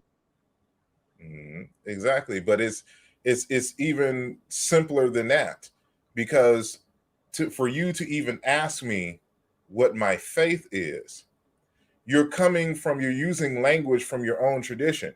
Everybody else doesn't have a faith. Everyone else doesn't have a faith to believe in.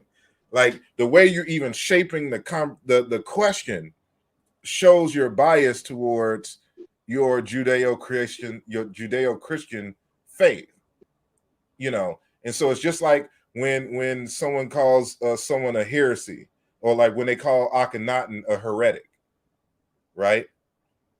It's Yes, impossible for Akhenaten to have been a heretic, because a heretic has to be someone who went against Christian teachings. There was no Christianity then. You can't apply that title to Akhenaten and the revolution that the theosophic revolution that he was having in the in ancient Kemet. And so we have to be careful about the words that we use. And this is part of the point, that when you're taking concepts, so if you don't, when you say that you don't believe in a God, it is only in the context in which the understanding that there is some entity. So let's just say this, my right hand represents some entity, some God or power, right? And then there's creation over here, and it is separate from here. And so when you say that, I believe in existence and things over here, but there's no evidence of things or this God or God principle over here. I don't believe in this. And the African would say, well, okay, that's a conversation that you can have with them over there. Because what we're saying is that God is here in existence, and they're all the same thing. And that this God, this is why you don't, when you go throughout Africa, you don't see buildings and temples and stuff dedicated to gods, or excuse me, to God itself, the larger totality. They may have something like if you have an Ogun shrine, but that's a university. That's our indigenous university. So if I, like, when I was at U of H, at the University of Houston, and I was in the technology building, I had to go to that building to get all my classes regarding, programming and things. If I wanted to learn about history or something, I had to go to the liberal arts building, to that university. When I first started and I was in accounting, I had to go to the business school. And so this is how these different things, when you want to study cosmos, you do it through deity. And each deity is a school. I'm sorry, go ahead. Looks like you want to say something. Um, I wanted to add something to what you said, which you're kind of like showing me how brilliant you are. Like Mhm. you talked about, like in Africa, like our ancestors never had, like shrines and we never had temples dedicated to certain gods. Because I remember I had talked to Robin Walker. Robin Walker, Okay. he's a friend of mine. I talk to him a lot, right? And Robert we had Walker out talked. of the UK. Yep, I talk to Okay, him a good. lot. Shout And out to Robert Walker. Go ahead. I'm sorry. oh, that's all right. Shout out, Robin. But he told me, he broke it down in the Tariq El Fatash, where he showed me that our ancestors in Timbuktu, we had like 3,000 different like ancestral saints Mm-hmm. that we worshipped in Timbuktu, and then we had our own ancestral shrines for the family, and we mixed that in with Islam. So Mm-hmm. that's really like interesting that you picked that up from like that whole thing of where we have different shrines with like, other African groups and stuff, because that's what our ancestors primarily were like ancestral worshipers. Yeah, but even in the context of worshiping and honor, it's just different. And we have to have a conversation collectively in how to properly interpret and articulate these various different phenomena. And so I'm gonna put you. I'm just gonna mute you for a moment. I'm gonna bring in Cube, and then I see you, Black Panther, and I'm gonna bring you in. I saw someone else come in and keep coming in and out. Hopefully, it's not bad connection. And then we'll have a round robin where I want everyone to get their point out first, and then we can have the discussion. So I'm just gonna mute you. Matter of fact, I'm just gonna remove you, and I'm gonna bring Cube in. All right.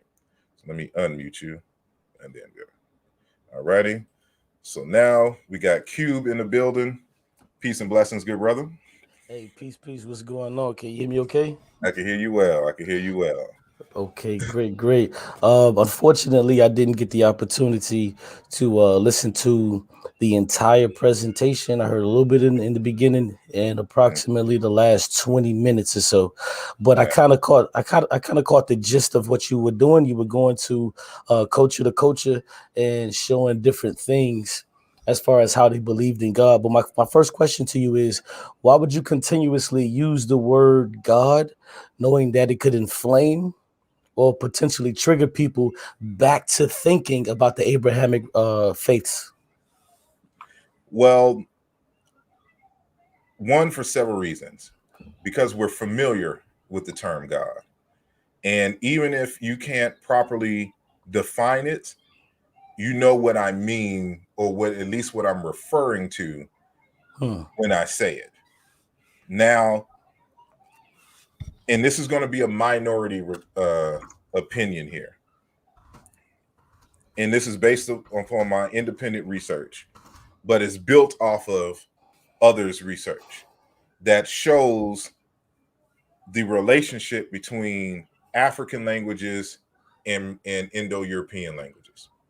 And so, regardless of what the Nation of Islam says, about white people being born in a cave, created by Yaqub, or the Black Hebrew Israelites, that the white folks come from Esau, and the Esau is the white man and all this. I'm a scientist, so we know for a fact, at least the evidence informs us that all Homo sapiens come from Africa. And by the time that we left Africa, we all had language.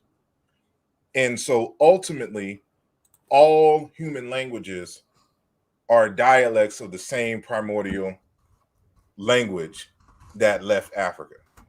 And so over the many thousands of years that we've been in existence, it has evolved in a certain way to where it's unrecognizable.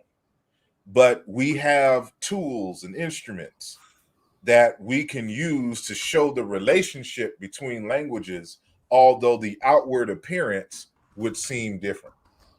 And there's a growing body of evidence that shows that the Indo-European languages come out of African languages. And so there's a lot of concepts and words that you use in English, for example, that's part of the Germanic branch of the Indo-European languages, are in fact, they have equivalents, not conceptual equivalents, not just conceptual equivalents, but cognates in these African languages. And the word God is one of them. And not only that, matter of fact, I'll do some self-promotion for a second. I have a whole article in this text here. Hopefully it will show up decently. This is towards a comparative dictionary of Chicam, or ancient Egyptian, and modern African languages. And I have an article that should be the last article over here. And I've done one before, but this one is a bit more tight. It's a bit more rigorous. And the etymology of the word God revised. And so hopefully it shows up. So this is the last chapter. I wish you had scanned that and put that on so we could delve into that a little bit more. I'm trying to, I'm trying to keep it timely, so I don't want them Understood. them old school Amara Squad and Dagger Squad 20-hour videos. Well, let me get into some other questions there, because I understand what you're saying, and you said some things that I disagree with. Because initially you started off with saying like, okay, well, all of these different languages, European languages, came out of African languages, but then you also begin to say like it's something that we can't define, but you know what we're referring to. So what I'm trying to figure out is if it's something you can't define, but you know what you're referring to, why would you use the word God, knowing that the way how the Europeans and Abrahamic faiths use the word God is completely different on how the Africans that you were presenting tonight use the word God? It's not the same. They use it the exact same. See, Okay, there's a difference between using the word that is cognate. They use the word the exact same way that the Africans use their cognate. So the word God itself is cognate with the word nature. It's cognate with the word won, win that I showed earlier at the beginning of the slides. It's cognate with the word bari and all of these different forms. So that's what I show in it. It's a process. So, again, for me to even explain all of that here is several lessons, or you can just get the book and read the last chapter. So again, this is shameless plug. Shout out to E. Stevens calling me in the middle of the show. but hold on. But even though it may be a cognate, what you're No, but saying listen to what I'm saying. okay. I didn't get it fixed. I'm sorry. The words and how they're using it is right and exact. How they conceptualize the being is different. That was my question. That's the separation. So we got to understand that you can use words in their right way, but still have, like Different concepts. I get it. You don't yeah. gotta like, So, different So concepts. so I'm sorry. Go ahead. No. I'm saying you were right. But what I'm asking is if you understand that there's different concepts, because with the Abrahamic faiths, you're using the word God, but when you're talking about and using the word God, you're also saying that these people, these African cultures, they look at God as existence, which is totally contrary. So I understand what you're doing. You're attempting to trigger people who may be black atheists, and I understand that, but I was not triggered because I understand where you're going. But my issue comes when you say they're referring to the same thing, and I wrote that down. You said like they're referring to the same thing. Excuse me, and they're conceptually equivalent. I don't look at that as conceptually equivalent when you just said that even though that they share the cognate, that they have two different conceptions. Let me try to explain it by way of analogy, right? So let's say that I'm holding an apple in my hand, right? Mm-hmm. Now, the word apple in English has some meaning and some history, right? Let's say that we discover in Nigeria that among the Yoruba and Igbo people that they have a word that is not borrowed from Indo-European, but is cognate with the word in English apple. And it refers to the exact same thing. But it's different. Right? That's what I'm saying. They're referring to the exact same thing. Like if I hold up the word, I hold up an apple and then they hold up an apple and they use some word, I'll just make a word up. Mboa. Right. Just say manzana. That's what it is in Spanish, manzana. But that's Spanish, but I'm saying in Yoruba or Igbo. So okay. I'm just saying I'm gonna make up a word. I don't know what the word for apple is in those languages, but I'm just saying I'm just gonna make up one. So Mboa, right? So we're both holding it up, so we can see that we're referring to the same thing. However, in English, amongst us, I say that it is a fruit, but they will look at it and say it is meat. Now, you can't conceptualize what do you mean is meat? When you think of meat, you think of cows, horses, goat, whatever. You're thinking of that. That's what you conceptualize when you think But when they conceptualize it, they are conceptualizing as meat. The words are cognates. We're arguing that the word apple and the word imboa are cognates. And they refer, we can clearly see that they refer to the same entity. But in Yoruba, Igbo, we're saying that this, we conceptualize this as meat, but you conceptualize it as fruit in English. And this is essentially how I'm saying that the word God is used. We're using the same word, regardless to what we think. But how they conceptualize and what they refer to it as is different in the Abrahamic traditions than what all the examples that I gave in the African traditions. I find that so interesting, and you just gave me this huge moment of clarity. Because what you're saying essentially is that the gods, that the African cultures that you highlighted tonight, they have God. These are different gods, but this is the same conceptualized equivalent that the Europeans have. So if we conceptualize these things and they're equivalent in our conceptualization, then we would have to say that one can be an atheist, whether you're from European descent or African descent. Because what you just did was you just said, hey, an apple is an apple, no matter where it's grown. Mm-hmm. So if an apple is an apple, no matter where it's grown, then a God is a God, no matter who comes up with it. So if a God is a God, no matter who comes up with it, then that must mean that one should have the ability to be an atheist. No, because then you couldn't argue if you see an apple, you couldn't say the apple don't exist.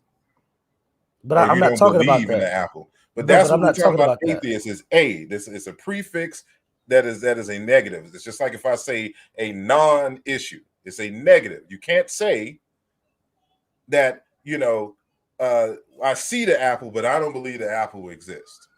There's Yeah, no but proof of the apple in okay. front of me. Can we do this really quick? Because this is the portion that I may have missed. Mm-hmm. Did you get into what atheism is? Did you get into that part? Briefly at the very beginning, and I acknowledge that there's different types of atheists, and in terms of soft atheism and things of that nature. Okay. And so, I didn't spend too much time on it. I heard you say that. That part. Well, see, I reject that. And I look at atheism philosophically, and atheism is the rejection of God. But atheism has to be defined in terms of theism. So what you would have to say is that Africans are not theists. Are you willing to go out on a limb and say that Africans were not theists? Because the only way you can get an atheist is to have a theist first. Again, it even with the word theos, it's the same thing. This is an African word, and they use it in the same way that Europeans do.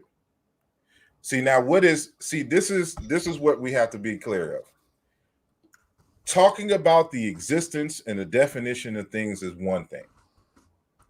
Now, whether you correctly understand it or interact with the phenomena is totally different.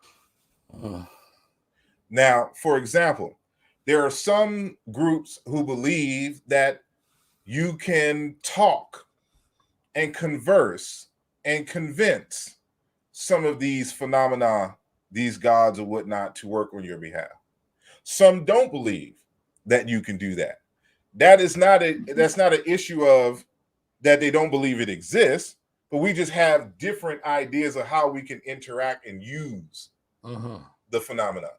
So I don't, if we're talking about the phenomenon of gravity and we deify it and say it is a deity, I don't expect to be able to talk and do some ritual and change gravity.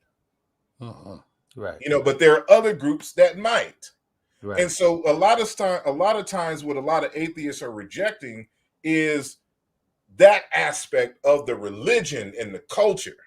And I want to compartmentalize and make sure that we're clear on each and every single aspect, and then know when and how they interact within the culture, and what we can honestly say in this one area, and how this may not necessarily apply in another area. Agreed. I'm Okay, sorry. Go ahead. Well, no. well, let me say this, because you said something very telling. Because you said, and I wrote it down, you said that theos is an African word.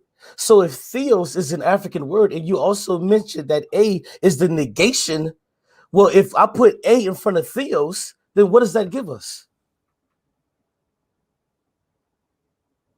They give us atheism, brother. So if theos, because hold on, let me say this real quick. I said to you prior, about 2 minutes ago, I said you don't get atheism without theism. You just told me that theos is an African word. So what happens when you negate? Because when you're talking about linguistics or conversation, there has to be a negation for everything. So once you negate the word theos, what do you get? I'm not asking you for the African word, but I am asking you to admit that you have to have a word that or a concept that negates that theos that you said was an African word. Oh yeah, but happy birthday, by the way. I apologize, brother. I appreciate it. No, this is what we do. And so I wouldn't appreciate all of y'all, hanging out with me on my birthday. I got to work early in the morning, so that's why I'm not out turning up.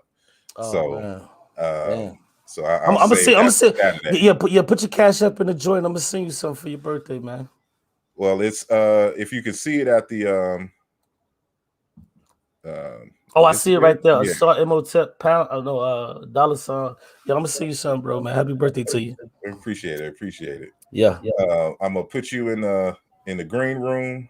And hold on, wait. Do I get an answer to that question though? What was the question? You said that theos is an African word.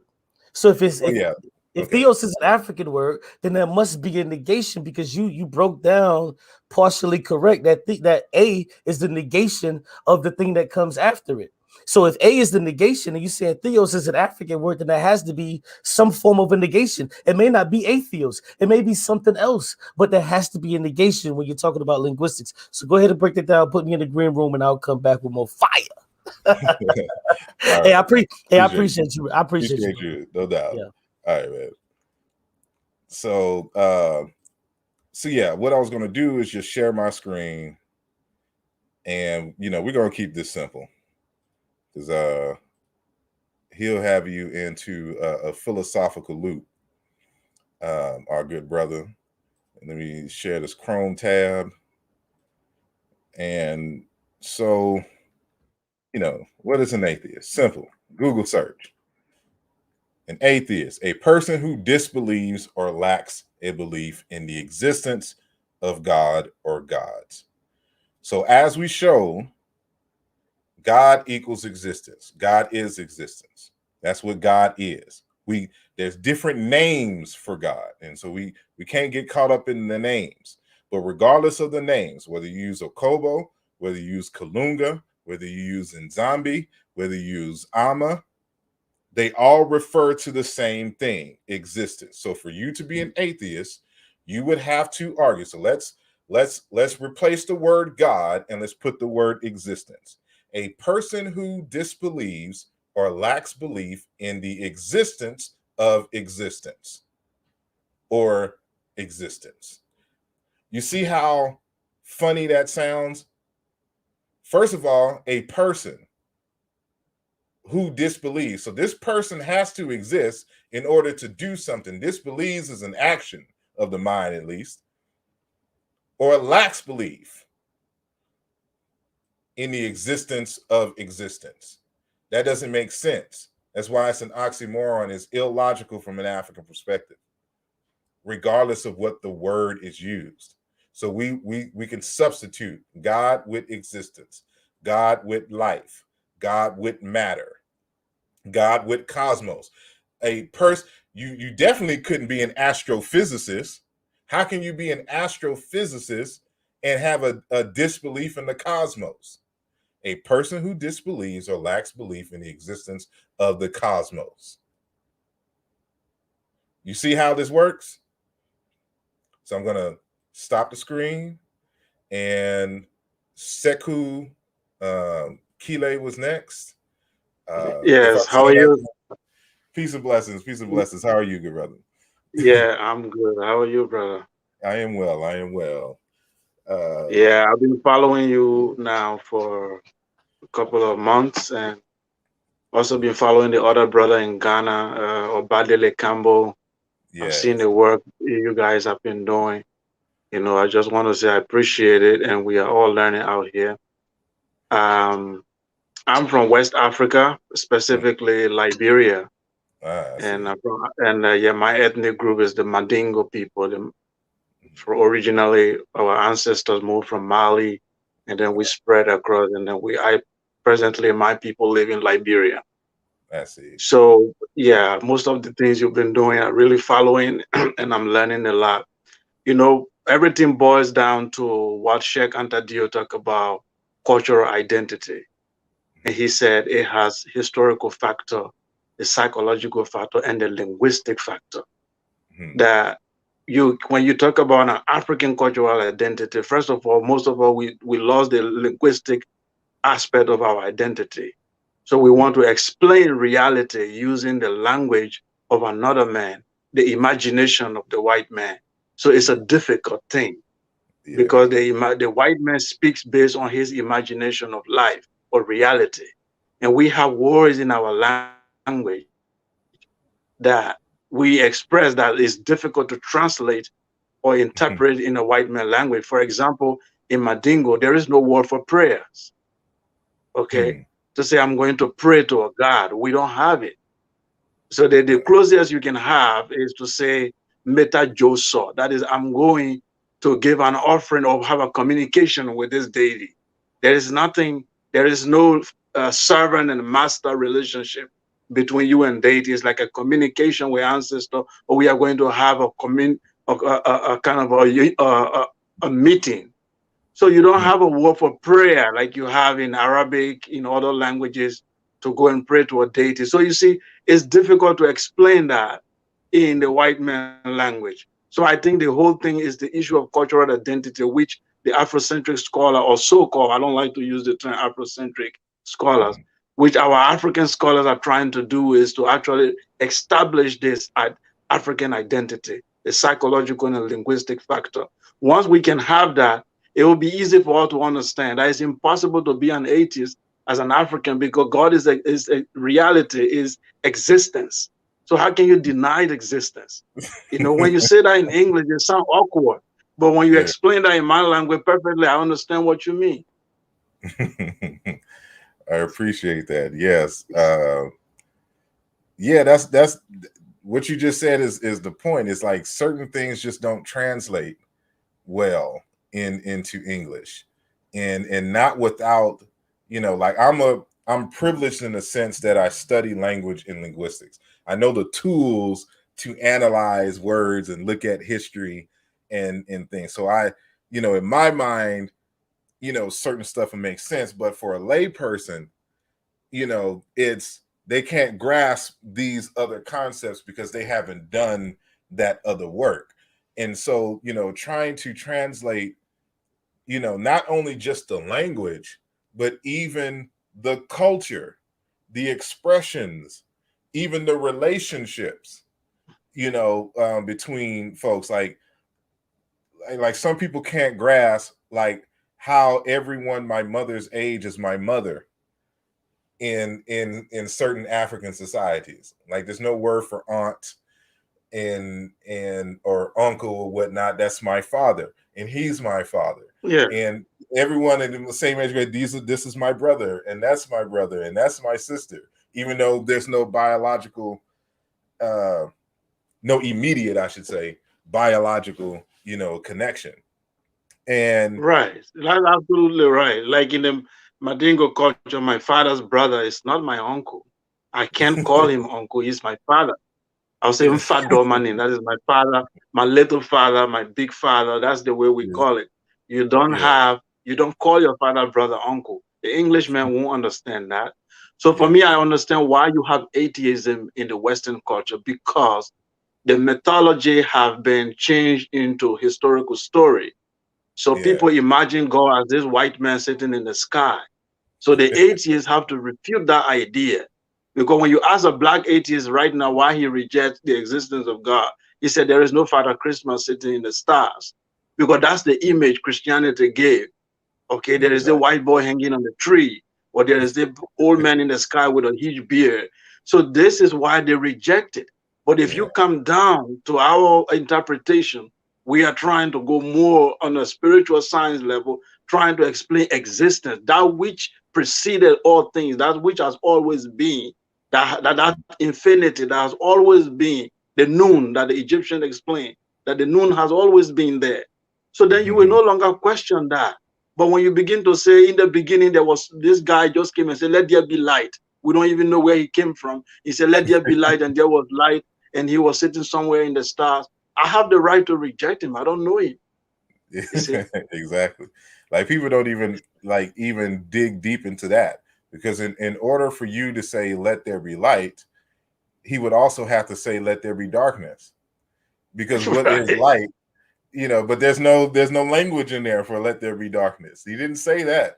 So so we understand it's mythology, but if we wanted to take it serious, these are the kinds of questions that we would have to ask. And for the sake of time, I'm going to bring up Black Panther and Mugabe, and I'm gonna let Black Panther go first. I want you to stay. And so, as I get with them, then I'm gonna bring you back in Lionel and bring back in Q. And so, Brother Black Panther. Peace, brother. So can you hear me? Yes, I can hear you well. Okay, I just want to say Eku Ojo EB, Eku Odun, Mi Araku Rin Asar. I just said a bunch of stuff that means happy birthday, brother Asar. Appreciate it. Another year wiser, another branch on the tree, as we say, and thankful that you're here giving the good lessons out to the people.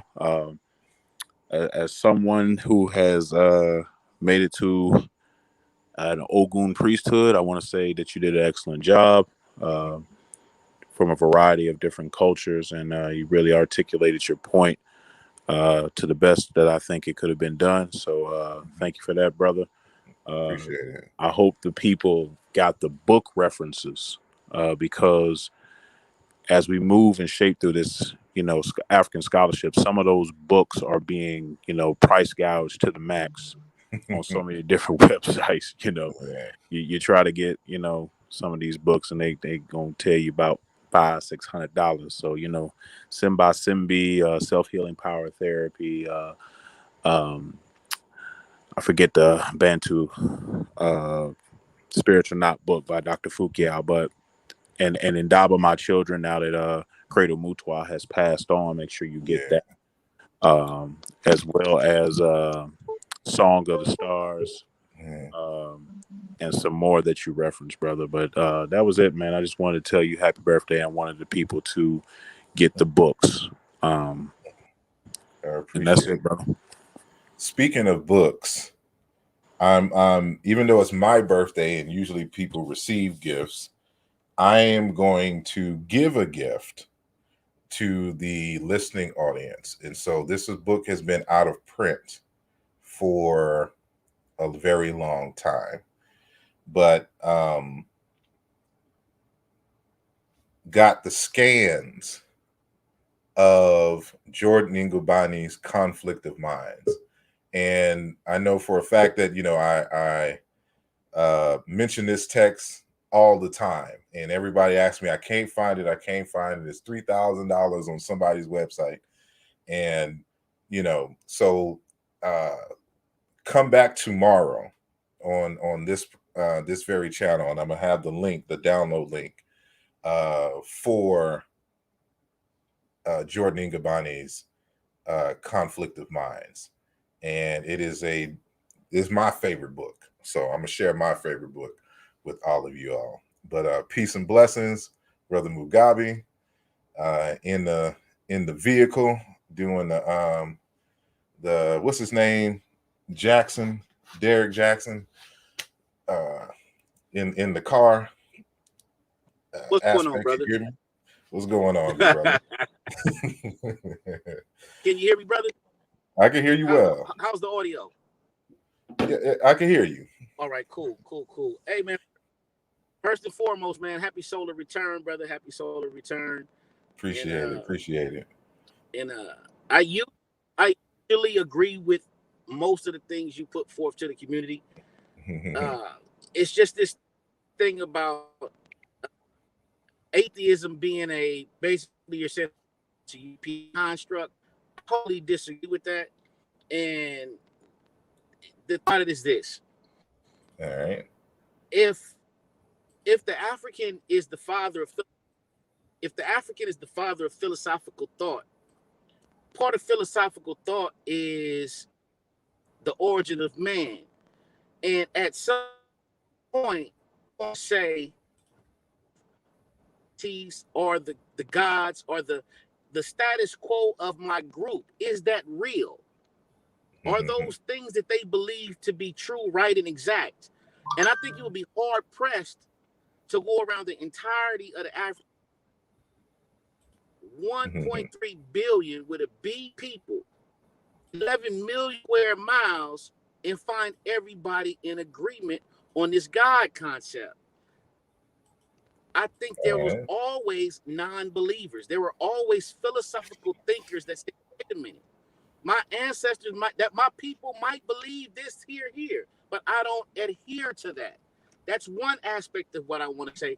We cannot say that atheism, although they couldn't articulate what that non-belief is, I'm quite sure there were atheists. Now, to go into what theists really are, we needed to have a working definition to begin with.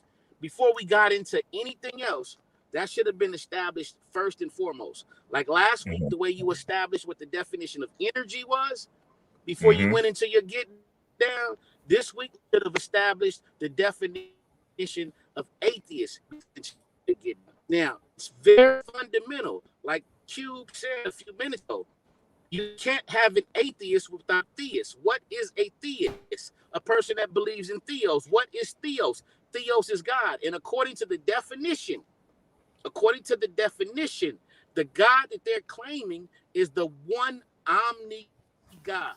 The see all, know all, do all is the definition of the theo that they're describing. So if I am anti that theos, there's many African cultures that do not subscribe to one omni God. So that means many African cultures technically can be anti-theos, which is atheist. What you did in your presentation, brother, and I get it. You wanted to try to bring a more of a God concept to the different African spiritual cultures that are around Africa. And you can do that, but I don't choose to accept it that way. And most people wouldn't choose to accept it that way, because that would put our cultural history more closely to the European cultural history, or should I say the Middle Eastern cultural history, which is the Abrahamic beliefs. The Abrahamic belief for Ifa.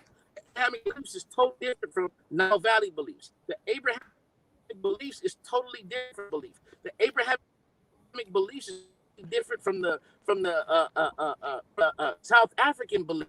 And to try to get them close by saying that these God concepts are similar is doing an injustice to us. Now, yes, ours was closer to understanding science, deifying the natural environment. So we shouldn't even be thinking about that as a God concept. That's a scientific concept. Let the people in the Middle East have a God concept. Ours is a scientific concept. Don't try to make our concept appear to be something that can be remotely defined. Because guess what? In the beginning, what was our ancestors' original deities? In my opinion, it was 4: earth, air, fire, and water. We deified the things that kept us afloat: earth, air, fire, and water. That's it. That's all. And guess what people start doing? They start studying earth. They start studying air. They start studying fire. They start studying water. That's science. That's not spirituality, not religion. You put that God concept. When we start saying we had gods, no, we didn't have gods. We had the precursor to science. That's what we had. So black folks, yes, you can be atheist. You can say I am not in a I do not adhere to this God concept of an omni God. I do not adhere to this sky. What happened yesterday is going to happen tomorrow. And everything you have a system in He's we starting to have break to up stop now. looking. Atheist is nothing wrong with being an atheist. It's nothing Mhm. scumbag. Right. It's nothing dirty. It doesn't mean you don't have intact life. You know, we have to get to a point where a person can be. We look at a person and say that's an atheist. That's no different than any other person. My morality is intact. Alrighty. Yes. I'm not sure if you were there at the beginning, but this is why I worded it the way that I worded it.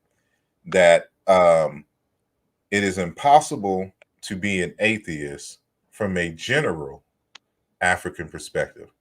And I had a whole spiel of trying to avoid what we call a transsubstantive logical fallacy. And that is when you take uh, information from where you studied in one area and try to blanket it into other areas in which you have not studied. I have not studied all 1,200 different ethnic groups, in Africa to make to say that African from with a hard African, and then that just depends on how you define it, because some people define Right. African to include the Middle East. So if you include the Middle East, that means Christianity, Judaism, and Islam are African religions. So I say generally, and the word that I usually use is this word here, familial. So this is the word that we came up with to refer to the consensus in terms of the approach to deity and the study of things spiritual on the continent of Africa. And so when when I say it's a general belief, we're saying that this is what dominates on the continent. I give room for people to have an anti view of anything. And I've said this in many conversations before. Regardless if you have the view, you still have to, within that society, if somebody is anti the view, you still have to understand what the view is. What is the consensus? That person or people would be the minority in that group.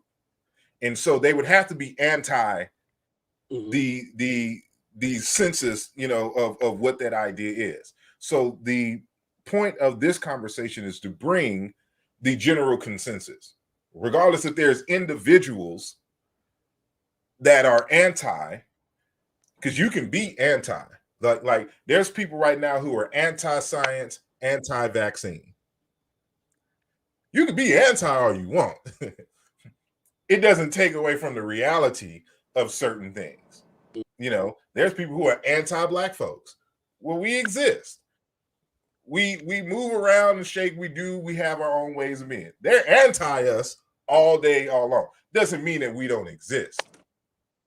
And so you can be anti, but we have to have some layer of consensus in terms of what this particular body of wisdom, what they're trying to say and what they're trying to articulate when it comes to this concept, which we translate into English as God.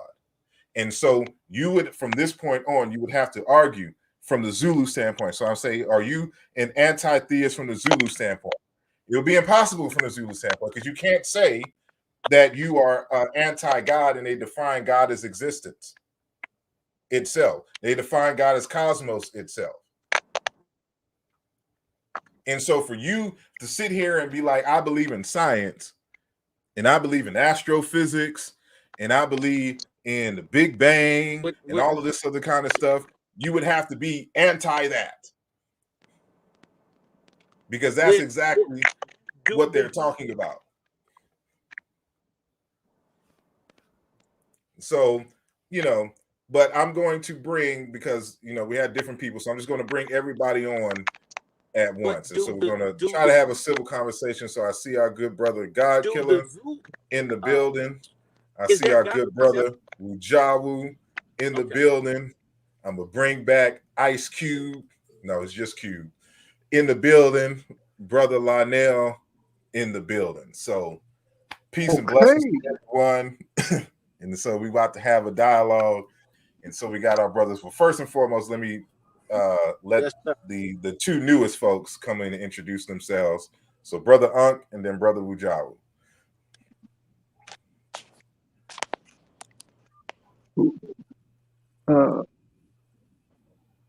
I guess I go first. Can y'all hear me? What's up, family? How you doing, man? I see y'all having a great discussion, and I see you twisting them up with the tongue twizzlers there. So I see how you doing it. Funny guy, funny dude. Hey, who else in the background? Kent and them in the back too, and Corey and them supposed to be in that, or is they bluffing? Check. Yeah, they bluffing. They bluffing, bro. They bluffing. Supposed to, well, everyone who is in the back chat is on the stage right now. So this is what we're working with right now. Did you finish him off? Q? We should have finished him off. Nah. He cut me. I didn't get a chance to get to the other things that he said. He cut me, but it's cool though. I respect the brother. I understand this isn't his lane. You weren't even an atheist. I realize you ain't even an atheist, so you don't even count, Q. We don't know what you is from day to day. Yeah, we ain't figured you out yet, Q. Wait till you get your thing in. So hold on. What I want to say real fast. Hold on 1 sec. Brother Wujawu, introduce yourself and whatnot. Hey, in what position do you or where do you stand on the question? Talking about me? No, I'm talking about Wujawu, then we're gonna come back to you. All right, can y'all hear me? Yeah, we can hear you. Okay, so first of all, peace to the panel, peace to those in the chat, and Hedom Nafir, or happy birthday to you, Sar. And where I stand at, exactly what is the question? Then let me answer that. Okay. Is it possible for you to be atheist from a general African perspective? The answer is emphatically no, and I think that atheism is a silly idea, and I'm ready for the smoke. And I'm gonna stand with you. With all these other people going to try to jump you. I've been seeing the chat. They said they about to ruin your birthday. Not on my watch. So I'm here. I don't know what's going on there. All right. Wow. Man. Yeah. I'm glad you're here for the smoke, brother. I'm glad you're here. Now I'm here for the smoke, the fire, and all of that. All righty, go ahead, brother. I almost want to say, trying to speak a dead language is silly too, but I don't want to say that because then that'd be real rough with it. But I just want to put that out there on levels of silliness. It would only be valid if we were trying to speak. We want to keep it all silly, keep it light. It would only be valid if we were trying to speak it, though. Come on, and we're not. We're reading it. That's the difference. If you even trying to read it is silly. No, you silly. Absolutely not. Now you're crazy with a name like Unk. That sounds crazy coming from a person with a name like Unk. Hey, but hold on. But I know why I got a name like Unk, because I like the name. And a group called the Amara Squad. That's real funny for coming from somebody Uncle Keck and Amara Squad. I like the name. I ain't never tried to be Egyptian. That's your job. And Abjuware. all of these words are in a language that I'm reading that you're trying to make a joke out of. So leave that alone. No. But no wins. I like though. No wins. I'm not that guy, buddy. But this is my Africanness. That I can pick and choose what names I want to choose from Africa, and ain't gotta believe none of that shit. And I could choose what language I want to read. Yeah, but I ain't gonna call it silly though. See, that's the difference. No, I'm saying atheism is silly though. So you just trying to get beat up tonight. I get it. I ain't mad at you. So, brother, all right, let's see. Let's see. What is your stance? I'm gonna bring brother Sekou back. I ain't get to say my stance though. But that's what I'm asking you. What is my stance is that I reserve the right to believe in anything. I don't have to believe in something until it's proven to me. I reserve that right. Simple as that. Okay. Simple. Yeah.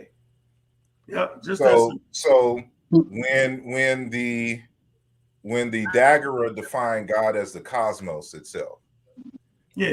What other proof do you have to that you need? What proof will you need that the cosmos exists? Well, that's just philosophy right there. That's philosophy. Simple as that. It's your worldview and placing you saying that God is the cosmos. That's just philosophy for me. I'm cool with that though. I ain't mad. But looking at it from a scientific perspective, we wouldn't even place the word God on that like that. We would call it what it is. So the field. So basically, the field of astrophysics is philosophy. No, I don't say that. Because they study the cosmos, so they would have to believe that the cosmos exists in order to study it. So are astrophysicists loony and out of their mind for studying something that don't exist, or that's just a philosophical idea? I didn't say the cosmos was a philosophical idea. We can see, touch, and smell it. It has substance to it. Absolutely. Okay, so you couldn't be, from a Dagura perspective, an atheist, because you already agreed that the cosmos exists, and that's how they define God, as the cosmos. See, there you go. You gonna do the same thing all night. This is the whole point of the show. Ain't no way in the world y'all gonna sit in. Stop it. Can I say something? Hold on. Whoa. I have to ask this question because you keep bringing up this existence thing, and I find issue, and dare I say fault with that, because I don't think that there's a Christian, Muslim, fake Black Hebrew Israelite, or Jew who wouldn't also subscribe to that their supreme power is also existence. So when you say that to me, I need a little bit more to chew on. Like, what are you really saying? Because they would say the same thing. If they would say the same thing, they wouldn't be arguing what they argue. Like, for example, they couldn't argue that Yahweh is a different God than Allah of the Quran. Yeah, but that's not what I'm talking about. What I'm saying is Muslims, Christian, Jews, fake Black Hebrew Israelites, so forth and so on, they would say that existence is their particular God, no different than how all of these different African. And what group argues that all of existence itself is God? Hold on, let me finish what I'm saying so you can understand. Okay, go ahead. No problem. Every single one of these people who practice in the particular ways that they do, they would say that its existence is God, because without their God, there would be no existence. So when you say that these African cultures, they look at God as existence, I'm trying to differentiate how is that something different than what they're practicing? Can I say something on this? Hold on, let me just say this, and we'll go to you next. Okay. It is a big difference because it's clear from the text itself. For example, when we're talking biblically and we're talking from the Quran, they created ex nihilo. There's a whole phenomenon when you study these texts about creating ex nihilo, meaning God existed unto itself, and then out of quote unquote nothing created the what they would call the cosmos is something separate from it. It transcends and is beyond its creation. And they even talk about creation. Even the idea of creation is fundamentally Abrahamic, because in their idea, what exists was created this way, and it exists like this. That God created sheep like sheep, how they look today, and human beings, how they look today. In the African traditions, as I read from, for example, in the talking about Ukobo, that God is existence and that everything evolved from as a type of the existent, as was discussed in the ancient Egyptian text. And so that's different from creating ex nihilo. Like I'm here and then I'm able to draw something on this paper that didn't exist, blah, blah, blah, and now it exists. That's not the same as something emerged and evolved from my flesh and exists over here in this form. Or it's kind of hard to explain, but when you view it as an infinite system, okay, it is just an evolution of the entity itself. That does not exist in Islam. That does not exist in Christianity. They have an idea of an entity over here that created something over here. Go ahead, Lionel. Okay, I wanna say something. Well, one thing that I could find with like how our ancestors got down, and this is just due to like, primary source document, the Tariq El Fatash. Our ancestors who are from the West, we worship our ancestors, and we had different saints that we called on to help us with like certain things. And I'm gonna defend you on this one too, Asar. You're absolutely right.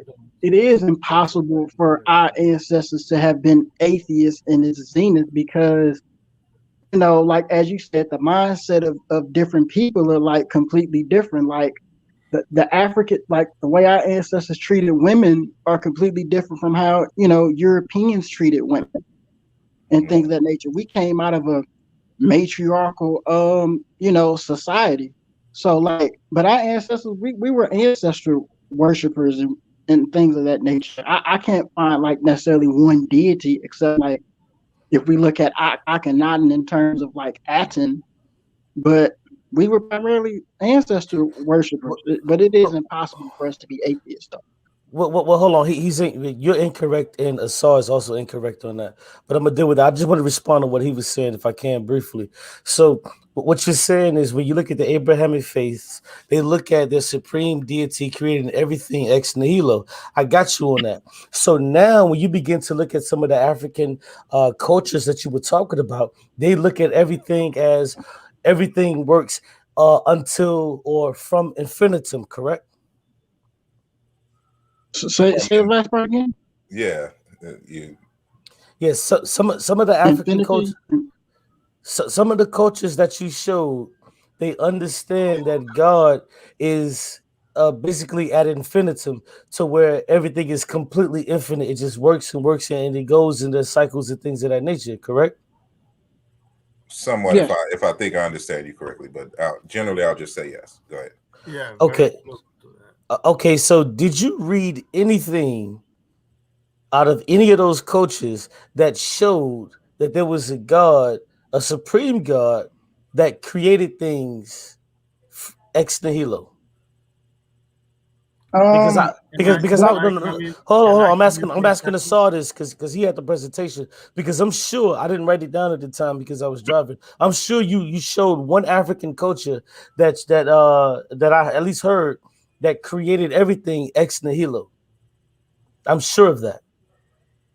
No, not from the examples that I've used.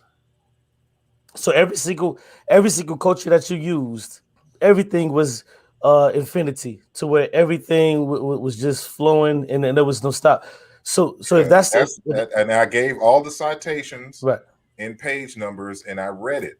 And so for everyone to see, that's exactly what they're saying. And I didn't even get into, like, that was just limited. I didn't get into this book here, Lakota Leambad, by Dr.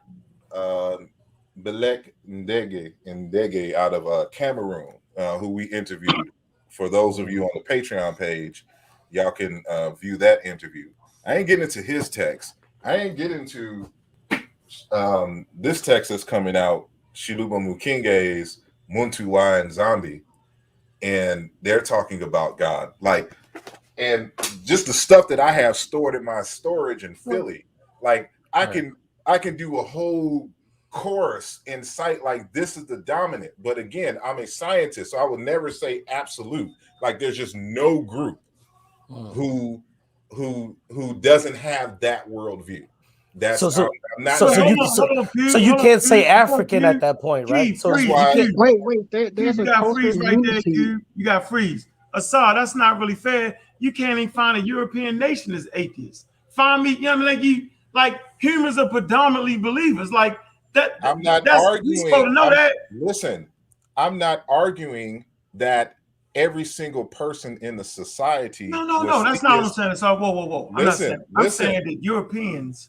Listen, you cannot find a Arab nation, a Muslim, anything. Human beings, period, believe. That's not unusual. Being an atheist is unusual. So I would agree with you that you can that's all what I'm saying. Like that's a mute atheists. point, because the point is How's when that you're mute, talking son? about. Listen to what I'm saying. When you're talking about the concept of God, whether everyone believed in it or not is not the point. No, that ain't what I'm saying. No, you're gonna talk about something for 20 minutes. I ain't even saying that. That ain't even what I'm saying. I'm brother, saying that what's the title of the show, Saul? The title of the show. Go ahead. Let me read it for you. There's a reason why I put generally. I'm not arguing whether there's just 10 people out of 1 million Africans that's an atheist. That ain't what I'm saying. But that's my point. I'm not arguing. I'm not arguing against what you're saying. What I'm saying is that regardless, if there's 10 or 300 indigenous atheists in the society, right? From the general African standpoint, from all the places that we cited in Morning, which I did not, it would be impossible for you. You can believe, you can have a word, you can identify with whatever you want. Just like certain people who are anti-vax and anti-African, you can identify. It doesn't mean that what you are anti does not exist. And so when we're dealing with the concept of atheism, the first and foremost, before you start getting into all these different soft atheists and all this other kind of stuff, it's the rejection and the belief of the existence of God. Right. And so in order for you to have that conversation, you have to define God. And so what I'm saying is when you define God in these African contexts, the concept of an atheist is antithetical. And that's where you're wrong. Where's your evidence on that? Hold on. Can I come in quickly? Nah, hold on. Peace, everybody, man. It's Kent, man. Hey, Asar, are you an atheist, or do you believe in the God? Yes, I believe in God. You believe in the Abrahamic God? No. No, not the conceptualization of God as expressed through the Abrahamic faith. Okay, so Christians will look at you as an atheist, right? Yeah, that's fine. And I said, okay, y'all may not. I'm just asking. But understand what I'm saying. I already said at the beginning of this conversation that I can be an atheist within the paradigm of Judeo-Christian and European constructs. I cannot be an atheist from the general perspective of these African traditions in which I cited. So where's the quarrel? What you're trying to say to me? Yeah. So how's it?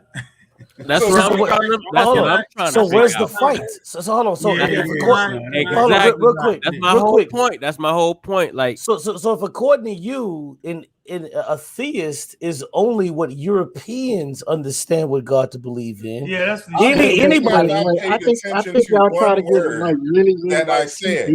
I started off. Let me go. There's a fundamental problem with the comprehension because it's clear that it's relative to the framework of the concept of God. So obviously in that example, a person who has a disbelief in the existence of God as expressed through Christianity, that person by Christians themselves are going to be labeled an atheist.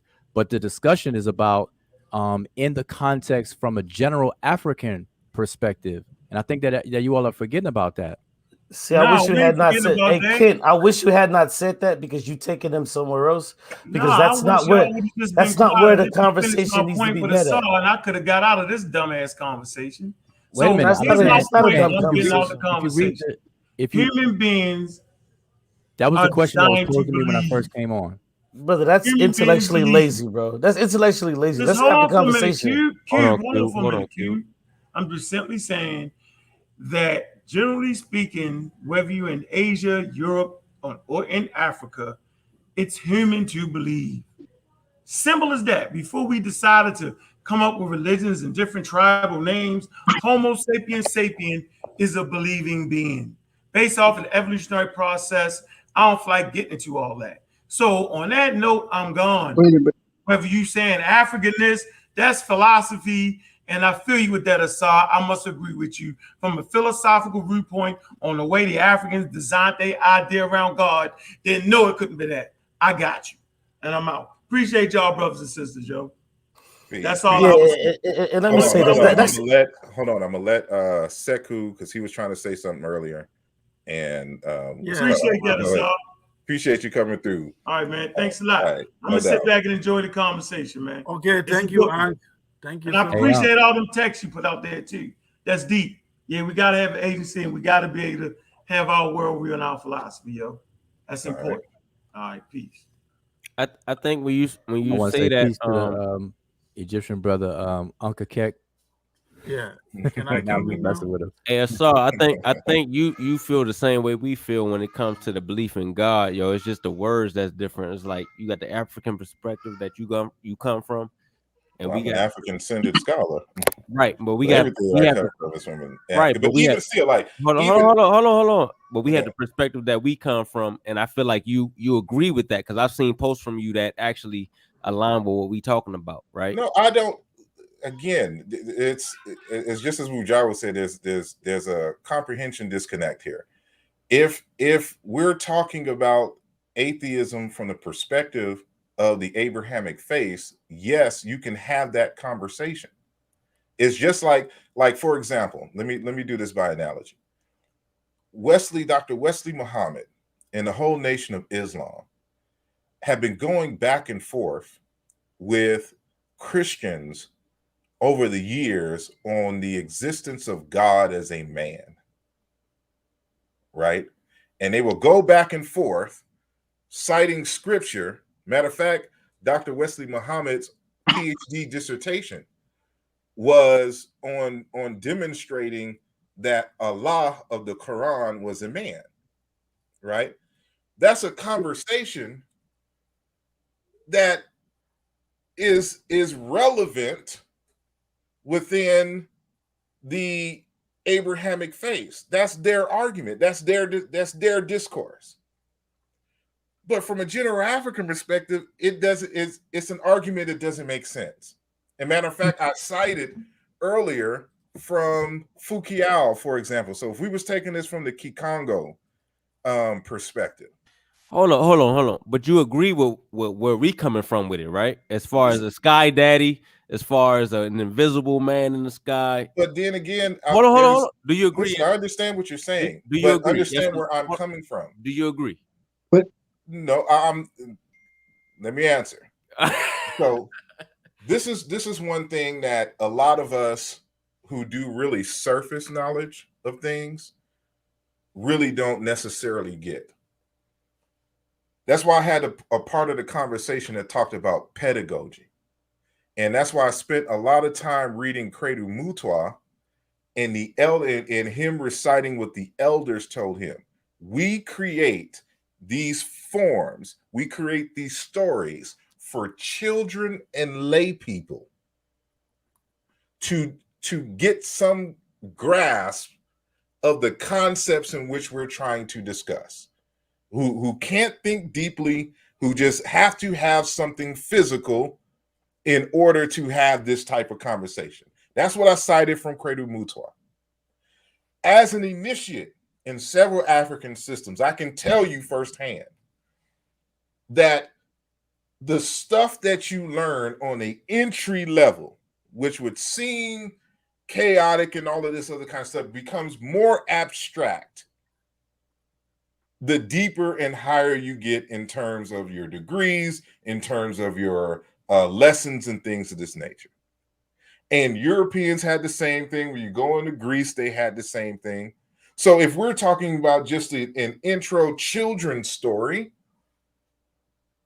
Yes, but if you have a priesthood, because even the Bible tells you that the parables I give to everyone else, it is for you, the priesthood, to know the secrets of the kingdom of heaven. Somebody find me that verse in the Bible. So there's different levels of pedagogy going on here, and we're trying to lump everything into one.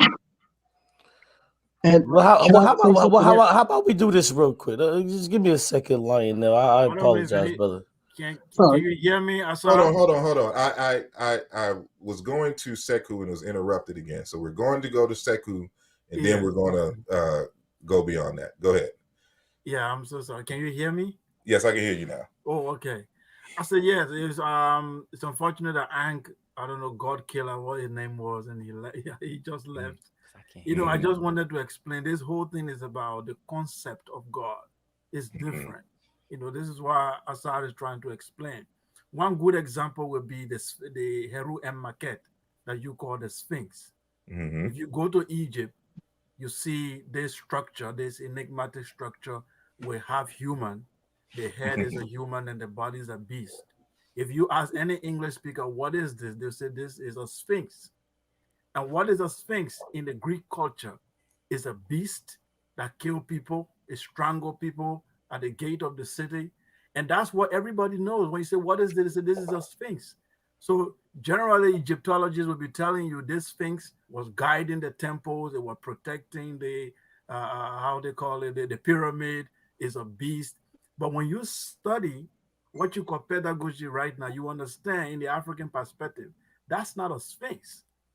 That's something that is explaining philosophy. It's a philosophical idea explaining how we have the lower self and the higher self. But when a European looking at it, he's looking at a beast. He's looking at something that is evil. So this is the same thing with the issue of God.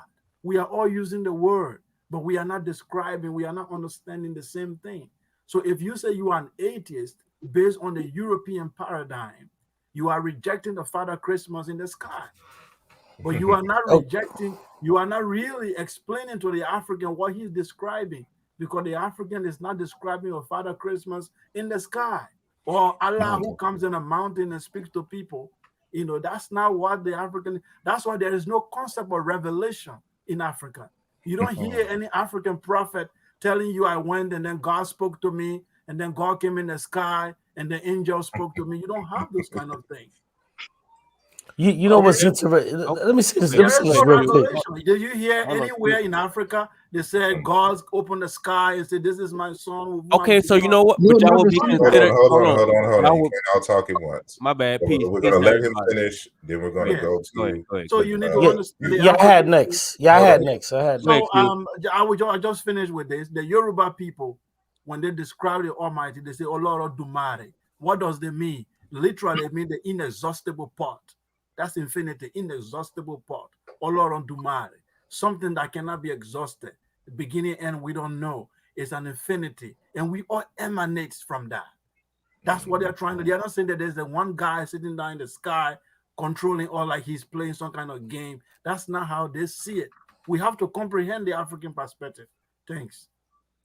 Appreciate it. All right, brother. Yeah, let me just respond to what he said, and I'm gonna just do this. So now to what the brother just said, I 100% disagree with every single solitary word that he said, because what I have to first do again is go back to the word theos that the brother asarimhotep said. He said that's an African word. So once again, everything that the brother just said about gods and this and that, that it's not the same as how the Europeans look at it. Is there any equivalent that is in the negative? Is there an equivalent? Now, if you agree that everything that has a positive also has a negative, you would have to say that, yes, there is a negative. In the moment, the very second that you give me that negative, that's where you get your atheism. But I want to move a little bit further because I want to move the conversation actually to atheism, not this other stuff, because a lot of this stuff is ancillary and I really don't want to deal with it. We're just kind of having fun. So I want to get back to. Can I just say something real quick before you move forward? I want to speak to that real quick. I'll be very fast. Hold on. Hey, Wuja, come on now. I had Nick Wuja. Come on now. Oh, I had next, man. But go ahead. Go ahead. So He So mentioned something how that you gonna something I give said. him next when I was speaking? Yeah. That's no. I'm saying after you I know y'all finish. gonna go on for about 30 minutes, man. That's No, why I I want really no. Actually, I would have been done just Go ahead, now. go ahead, Go go ahead. My ahead, go bad. ahead, go Y'all ahead, do and y'all go. thing. Y'all do y'all thing. Just I'll make wait. it, I'll be just make patient. it quick because I want to get to Yes. a point. I want to get to a Yeah. point. Go ahead. Okay. Just very quick on the point you just mentioned. Right. The fact that theos is an African word is irrelevant because there's a word for river, an African word for river, iteru, and to say a iteru or this positive and negative, you can't have a negative of a river that actually existed. So the fact that we can create negatives or negation of any word is really irrelevant. One other thing I want to say is that I think that in whatever you're going to say and whatever everybody else is going to say, keep in mind the very important point to this discussion, whole discussion is the disagreement in the existence of God or a disbelief, a disbelief in the existence or a disagreement with the conceptualization and the practices surrounding it. So I think there's two different things that people are lumping into one. Yeah, and That's you it. know what? And you know what? Let me not take these two things and lump them into one. Let me attempt to compartmentalize these things so people understand what I'm talking about. So when you say that there is a river, isn't there a sentence that you can say that there isn't a river there? Hello, are you still there, Wujo? I'm sorry. Say it again. I was muted. If there's a phrase or a word that says that there is a river there, is there also a word, phrase, or sentence to show that there isn't a river there? Yes, I'm saying you can negate anything. But but you just said prior that I was saying like you can't negate everything, but you just said now that you can negate anything. No. But I'm saying you can utter sounds out of your mouth. You can utter Exactly. sound. You can utter sounds out of your mouth that we interpret as negating anything, but you're not actually Okay, fact. let me ask you again so we can get right to it. But wait. I want to move away with the I minutia. know. I don't want to But deal with the real quick. minutia. Wait. I don't want No, but anybody I else don't to want lose to, it. I brother. know. But I'm No. in the middle and Listen, I only real got quick. limited time. Wait, I don't want to deal with the wait. minutia. Just All right. real quick. In what you said, if I say there is no river versus there is a river, me saying it does not speak to the existence of something, and that's But the I'm whole not. point that I was But I'm making. not talking, brother. Does I'm the not. river exist or not is the issue, not what you can Listen, and brother. cannot say. Listen, brother. I'm not talking about that, and I want to make that very clear. Oh, I'm that's not what you talking. just asked me though. But go No, ahead. no, I'm sorry. that's 100% not what I just asked you. What I You just asked asked you, me, can you? brother, Is there a relax, sentence? brother. Wait, Please no, don't wait. panic, bro. I'm Why are saying you panicking? Why are I am you not panicking? I'm not panicking at Well, all. let me say it again, and then you give me the word for it. Is that okay? You So did you not now, ask me, is there a sentence where you could say there is not a is river? Did there you a not say that? sentence or is there a Yeah, sentence you or asked him that. phrase? Is there a sentence or phrase that you can say that there is no river? And I answered that yes, but just Okay, because thank you. somebody say That's it, it. but wait But a that's not second. But it. It's that it's here's the point with yeah, that. you So Well, hold on. what I'm What you're what adding is Wait, ancillary because I'm not talking no, about that. who? I'm not. Okay, but what I'm trying to point out to Bro, you listen, is you just just agree the with me. fact I'm not that talking about that. I'm listen, no, not no, you talking the gotta about, let fact him you bro, gotta let him but let finish. me just Or he finish let what you I'm rock. saying. So we're gonna let him rock. Regard regardless if I can say it does not mean anything to its existence. I can say you don't exist, brother. and I'm not Now talking about that. That's now the what? point. Now what? But But But now that's I'm the what? not, point of but this hold on. show. So My brother, I'm listen. not talking. Hold on. Just in Hold case on, you did please. not Come get it. on. Hey, come on, Black Hold on. Panther. Relax, Listen, brother. listen, so that you can understand, because you don't seem to understand what the topic of the show is. The topic of the show, and I'm gonna read it verbatim. Atheism is for white people. The impossibility of being an atheist from a general African perspective. Okay. And so, what we're talking about here is the concept of God. And I started off the conversation that you have to define things. And the problem with these discussions about atheism and non atheism is that when they discuss God, it is only from the perspective of Europeans and a Judeo Christian Abrahamic faith. So what I did in this conversation was to bring the African conceptualizations of God so that we can have a different discussion.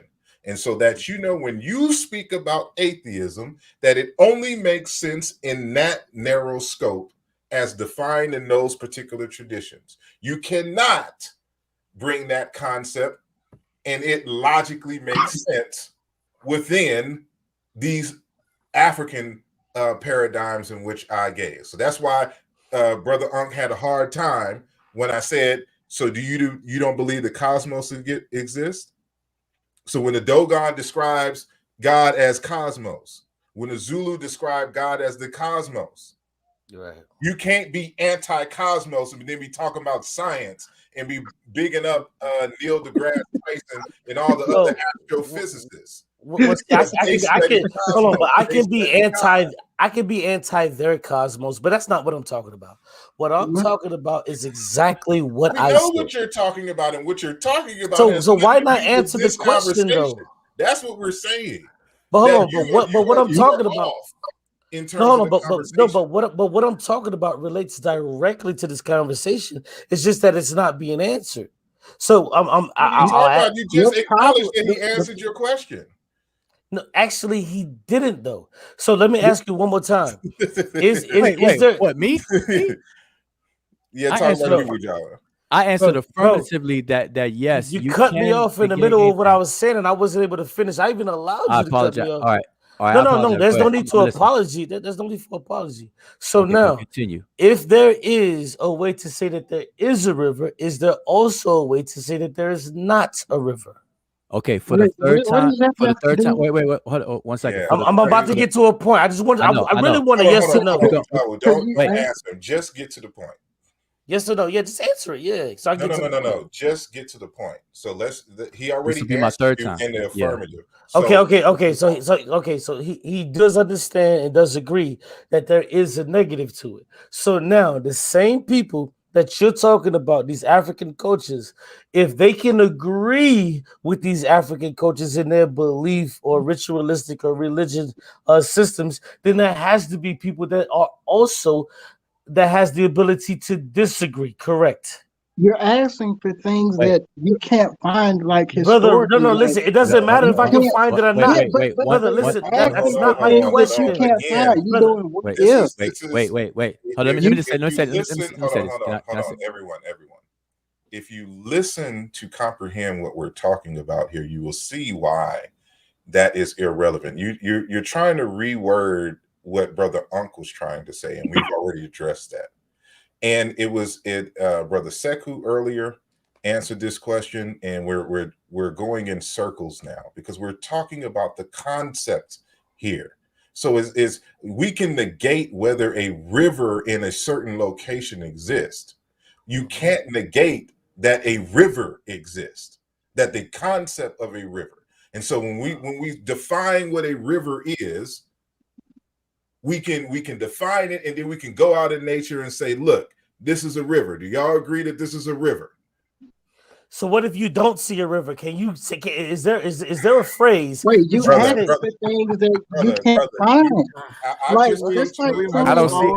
don't see. Listen, I'm trying to listen, brother. I'm only trying to get to a point. I'm being honest with you. I'm being honest. You are not going to get it. This can't be real.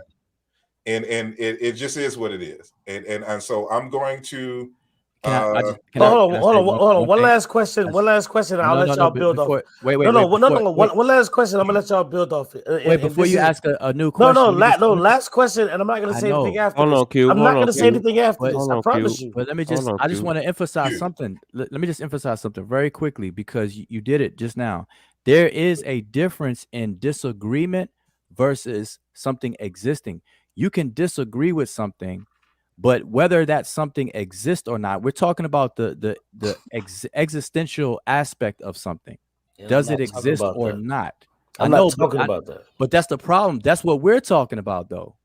But what the star is talking about, brother Q. We'll just end that right there. Hold on. One last question, and I'm done. You can't find, brother Q. Yo, I wrote down a lot of things that you said. I just have one last question, bro. Real talk. I'll just kick you off. All right, all right, all right. I'm out. All righty, good brother. Y'all don't warm up. Yeah, can I say something?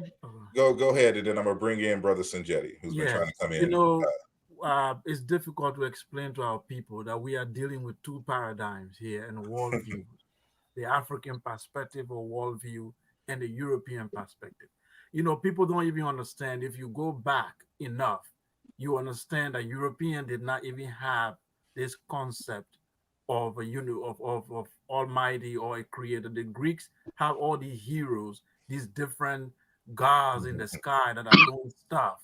They did not really understand, that there is a one single divine being that must have, set creation into motion. They learned this from ancient Egyptians, and then when they even got the concept, then they misinterpret, they misunderstood everything. Then now we are seeing the world through their own perspective. So it's difficult to explain to someone that that's not how our ancestors saw it. So that's all we are saying here. This issue of God is, when you look at all African culture, the words they even use to describe it, they are not describing any Father Christmas. And I keep repeating it here. There is the issue of revelation. That's where you got to know the people concept of God. When Muhammad said, I went on a mountain and then an angel came unto me and then gave me this whole Quran, you find the entire book of the dead, a very powerful book, but nowhere you see the ancient Egyptians say there's an alien came from the sky and gave us this book. You don't find that. Okay, that's where the difference is. They are saying that there's a guy somewhere in the stars that comes down to give them these things. And then the other people are looking at nature, even the word for God in ancient Egyptian, that word nature, they are describing nature.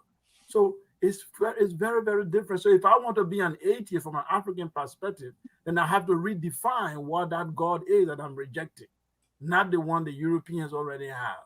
So that's what people are trying to get things confused. So to be an atheist, actually, as an African, for me, I don't think it's possible. And also, I find in the chat room, someone said we are describing Africa like it's one country.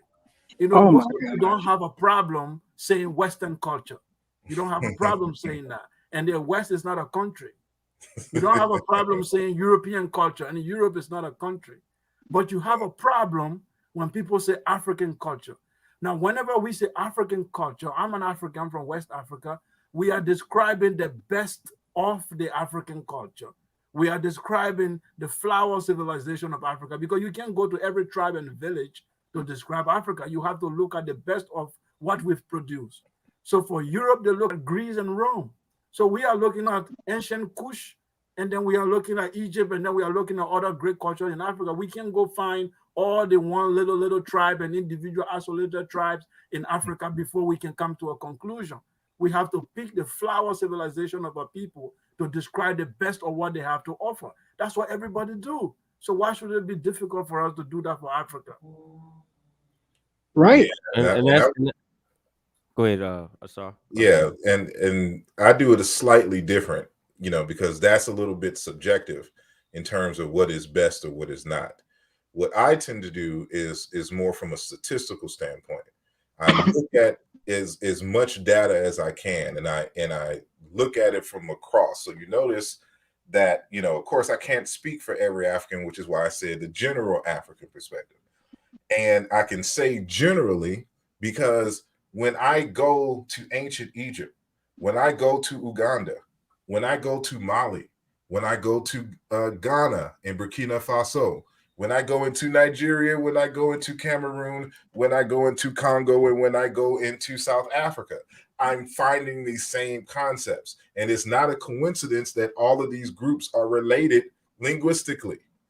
That's another aspect of this conversation. So when I do it, regardless if I think that their culture is the best or not, the presence of a particular type of ideology in these particular zones, in these vasts, is how I group them together. And so I give room for the outliers. But when I'm able to find these ideas and the same words referencing the same concepts in all of these different places across Africa, you can use words without being contradictory in saying consensus. Like the consensus is yada, yada, yada, yada, based upon the data. And of course, the more data that we get, the more precise that we can be in saying that, this. But even still, we're not making the argument that everybody in the society thinks this way. This is just what is accepted as the general culture for a given group in a particular area in a particular time and space. Go ahead, Lionel. Even what the brother with the Bronx accent was saying, he was doing something called like he kept asking for things that, like, number one, that he cannot find, which that was kind of like a waste of time, almost like, yeah, this is an African word. Don't you think they were African atheists? Like, probably not, because the thing is, like, I'll give an example, right? In African societies, the whole concept of me as an individual, that concept did not exist when it came to our ancestors. I was just reading a book called Old Africa Rediscovered by the great British Africanist Basil Davidson, where he gave out instances of when a boy and a girl would be maybe like 13 years of age, right? Guess what the tribal elders would do to the children?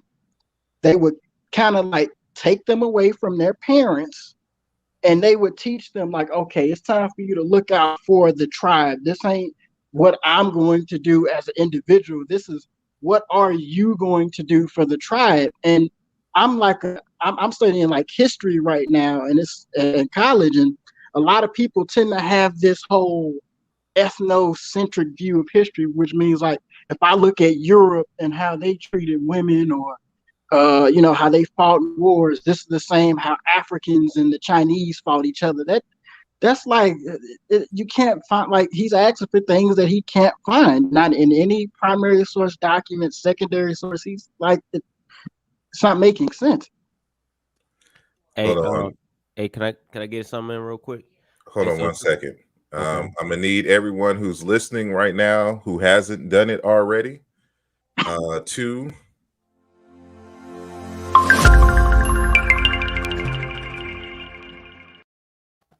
that's right. Click the likes. Make sure that you share the conversation. And if you have not subscribed to the channel, make sure that you subscribe to the channel. That was pretty cool, just what you did just now. I like that. But before you go, I want to bring in Sanjetti. So I'm going to bring in Sanjetti, and then I'm going to bring you in back, Brother Kent. All right? No problem. He's been waiting for a while. So no problem. Go ahead, Brother Sanjetti. Respect. If you're still there. Man, yeah, I'm here. Dang, Kent, sound like you were disappointed. I just want, I mean, it's all good. No, respect to y'all, all y'all brothers, man. Yeah, it's all good, man. I was messing with you. So on the topic of atheism, so our brother Mugabe, shout out to that brother, good brother there. So he made a point about, it must have been atheists in Africa. Again, I'm just kind of paraphrasing. I'm not trying to quote him, but he made that point. And on the periphery, Brother Cube made the same point, at least on the periphery, using the example of river that bouncing off of Wu Jiao. Wu Jiao brought the point up about the river. So my question to those who espouse former atheism, but yet still claim an Africanness of their atheism, it's always, well, what culture specifically, what cultural concepts were studied in order for you to come to that conclusion? Because whenever I'm listening to these conversations, or even when I have them private or publicly, I never hear them quoting and discussing African concepts apart from the Abrahamic or European concepts. It's always overgeneralized terms, but never have, and again, I invite brothers to do so. It's never inclusive of specific African philosophers, specific African thinkers, that they're not. I don't hear them using their materials to support their positions. It's always in the context, as Asar would say, in the Judeo-Christian Islamic paradigm. They're a negation of that, and then taking that negation and superimposing it onto African concepts, where we're saying, if I can use the term Kepper in the Kemetic language is a verb, meaning to be. And by extension, to say, if we turn into a noun, we could say existence as a noun, to be, to exist. To be, to exist, verb, then as a noun, existence. And then when you turn into, say, a proper noun, like Kepri, the deity, because the deity is simply concepts that are personified or zoomorphized, if you will, to help the human mind grasp certain kinds of reality, different aspects of reality. So Kepper, the existence is God.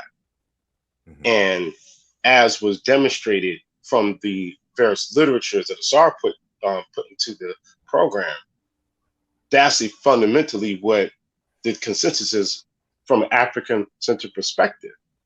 But as far as the atheistic ideologies that some of our brothers and sisters espouse, while they are claiming African isms of their atheism, and I have to, and I want to emphasize that, where are you getting your ideology from in Africa that is not Judeo-Christian Islamic or European influence?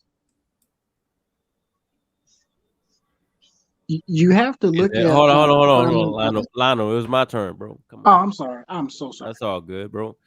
Hey, so I feel like Sanjeti, Asar, Ujao, I feel like y'all would agree that there's no invisible deities, right? Like y'all don't believe in invisible deities that live in the sky, correct? Why not? I do. You do? Why not? No, I'm saying, Yeah, so I'm talking about the Abrahamic gods, the no, we don't. No. So no, we do right? not espouse the Abrahamic deities. Okay. So in African Americans, y'all would be seen as atheists because y'all don't believe in that. Y'all don't believe in a God in the sky that's answering prayers and going to heaven after you die and all of that, right? So come on, like we're playing word games at this point. No, we're not playing. No, hold on, let's go back because I got to clear that up because I can't. Again, respect to you, brother. Like I can't let that go any further right on that point. We're not playing games because here's one thing that I'm noticing. And this is not a shot at you personally. I've noticed that whenever there is a break in comprehension, and again, I'm not saying you're not intelligent. I'm not saying that. But if you're not grasping something, it's like y'all default into y'all playing word games. Y'all playing, we're not playing any games. I'm grasping what you're saying, and so like I'm going off of what you just said. My brother, I'm going off of what you just said. You know what I mean? And I'm asking brothers and sisters to stop doing that. You know what I'm saying? Because we're not playing games. It's more so you're either not comprehending it or you're choosing not to. Because I really think you are comprehending it. I really think you are. I think we are comprehending it. I think you are. I just think that, see, you have a different position and you're trying to hold on to it. No, we comprehending what y'all saying. Y'all saying water is God, right? Like Ujao said one time that water was God. Okay, if that's what they thought. Hold on. No, he did not. And no, I'm talking about down. This was back. This was a while back. This is a while. Before. Listen, man, he said that. Come on. No. From the perspective of what we've just discussed and the citations that were given, water would just be God in the form of water. And that's just that's what I'm saying. Y'all playing word games because it is not a word game. Like you're not comprehending that for the African, existence and everything in existence itself is God. God is the totality and the individual components. Okay, cool. That is cool. not the same. Okay, as cool. Okay, the cool. Abrahamic tradition. Cool. From an African what perspective, what is hard to understand about that? it's nothing. What are you not getting? Is nothing. So from an African perspective, y'all want to say water is God? Okay, cool. Right? No, water is Stop. Not let you can't. I can't let you do that. Ujao said that. We're not saying water is God. Water is keep telling God. me. Okay, my bad. I heard Ujao say that one time. You keep doing it. Wait. You Hold keep on. doing Wait, it. I'm here. I'm here though. We're not doing wait. Let me just clarify. So Kent, you're partially right. I didn't say water is God. I did say water is a God. Just like I said, new. The same thing, right? Come on. No. Those are two different things. Water is a God, but water is not God. Now, if you can't see the distinction between those two, okay, then, cool. Yeah. I get what you're saying. We'll have a problem. We will definitely. I get what you're saying. I get what you're saying. But Ujao, you read the same books we read now. We read Richard Dawkins, and you agree with Richard Dawkins, right? So we're kind of in the same. Go ahead. My bad. Yeah. No, I'm saying I'm answering your question. So yeah, I definitely read Richard Dawkins for sure. And you agree with what he says and what he brings forth, right? And he's a atheist. Yeah, I don't agree with anybody's well, put it this way. Let me just say this real quick. My stance on atheism, period, is that atheism only makes sense and only fits nice and snug with a pacifier in its mouth within the Abrahamic belief system. That's my stance. So I don't have a problem with atheism. It's just okay, that we right there. Place. We agree. It has its place within this corner of through the lens of the Abrahamic belief system. Okay, cool. That's where we all at. All of us agree. Sanjeti, Asar, Ujao, we agree on that, and that's where we at with it. We're not talking about nothing different when we twist the word God and make it nature and all that. We're not talking about that when we talking about atheism. I think every Christian. Hold on. One more thing. Give me like 30 more seconds and I'm done. I think when we talking about atheism with the pseudo killers with whatever, we're talking about this deity that these Christians in America worship and say that the prayers and all of that, and he's omnipresent and all that. I think y'all agree with us when we talking about that. When we talking about this African thing, I think y'all talking about a totally different language, a whole different concept than what we're talking about. So y'all are atheists too. Bruh, no, we're not. No, we're not atheists. Bruh. No. A plus B equals. Y'all agree? Y'all, no, hold up. Richard Dawkins is. Hold up. Y'all agree with Richard Dawkins, right? Hold up. Listen. You were doing good, Kent, until that last part, man. Come on, man. Hold up. Ujao will put me on to Richard Dawkins. That's why I brought it up. Yo, come on, man. You really? No. See, we can. You notice how he worded it. I paid attention to how he worded his response. He said, "Yes, I read Richard Dawkins." He didn't say I agree with Richard Dawkins or I agree with everything. He does agree. He does agree. No. When you say I agree with Richard Dawkins, in the way that you just left it, you would have to say with everything that he says in the book. Now he can agree with certain points of Richard Dawkins and disagree with others. He would have to tell me at what point does he not agree at that point. Okay, so that's a different conversation. Okay, his atheism. The point is what? Come on, Ujao. Don't do that. See, the point is, and this is the whole point of the show. So you coming repeating me and then going through all of this and then throwing some other stuff in here that makes no sense is just crazy. How doesn't it make sense, bro? Listen. This show and the whole point of this show is to demonstrate that when we have conversations, this is so let me give you some background to who I am in this channel. I am a researcher that researches Africana studies. Like the field of study I'm in is called Africology. It's the African-centered study of African history, languages, and culture. One of the things that we stress is that you have to be careful when you're talking about human groups and making sure that you do not try to as the African proverb says, bleat in the place of a goat when he's present. Meaning that you don't try to speak for other groups. You let, as Uncle Ra say, let the ancestors speak for themselves. And when the ancestors in the current cultures are speaking, like we have a brother here on the panel from West Africa who's reaffirming everything I said from his cultural perspective. I didn't even cite anything from that far West Africa.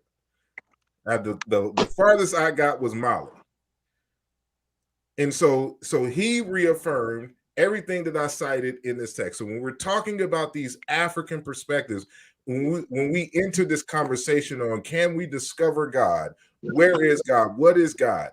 We can't take the Judeo-Christian definition of God and try to make it universal. So the reason why you have fields such as Afrocentricity is to fight against this universalism, and especially this universalism where they have European ideas, thought, and culture as the standard for what is universal for all people. And you can't do that. You have to compartmentalize. You have to be able to look at the individual cultures and see how they view reality, and then have the conversation from their perspective. Since this is a social conversation, this isn't one of physics where we can create instruments to be able to detect regardless of what our individual ideology is. We can all measure the same speed of light no matter what language you use. But we're talking about a concept here. And so if we're going to have a discussion and we're going to enter the idea of atheist, then we have to do this from the perspective, or we have to bring into the conversation how the different African groups view this concept of God.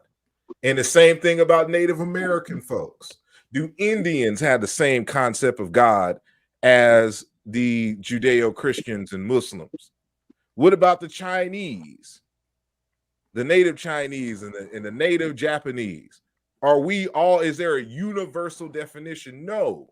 And that's the point that we're trying to bring here. I see Mugabe with his hand up. Mugabe. Thank you, brother. My hand's been for a while. It's a couple points I want to address, but the first point I want to address is the last thing that you stated.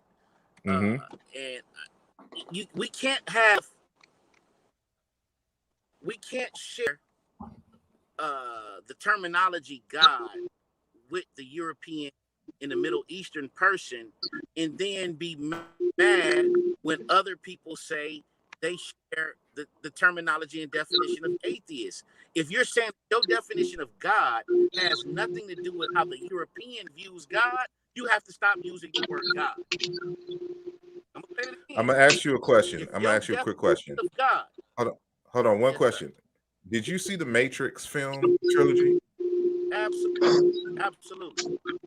So, what was number 2 named? That was Revelation.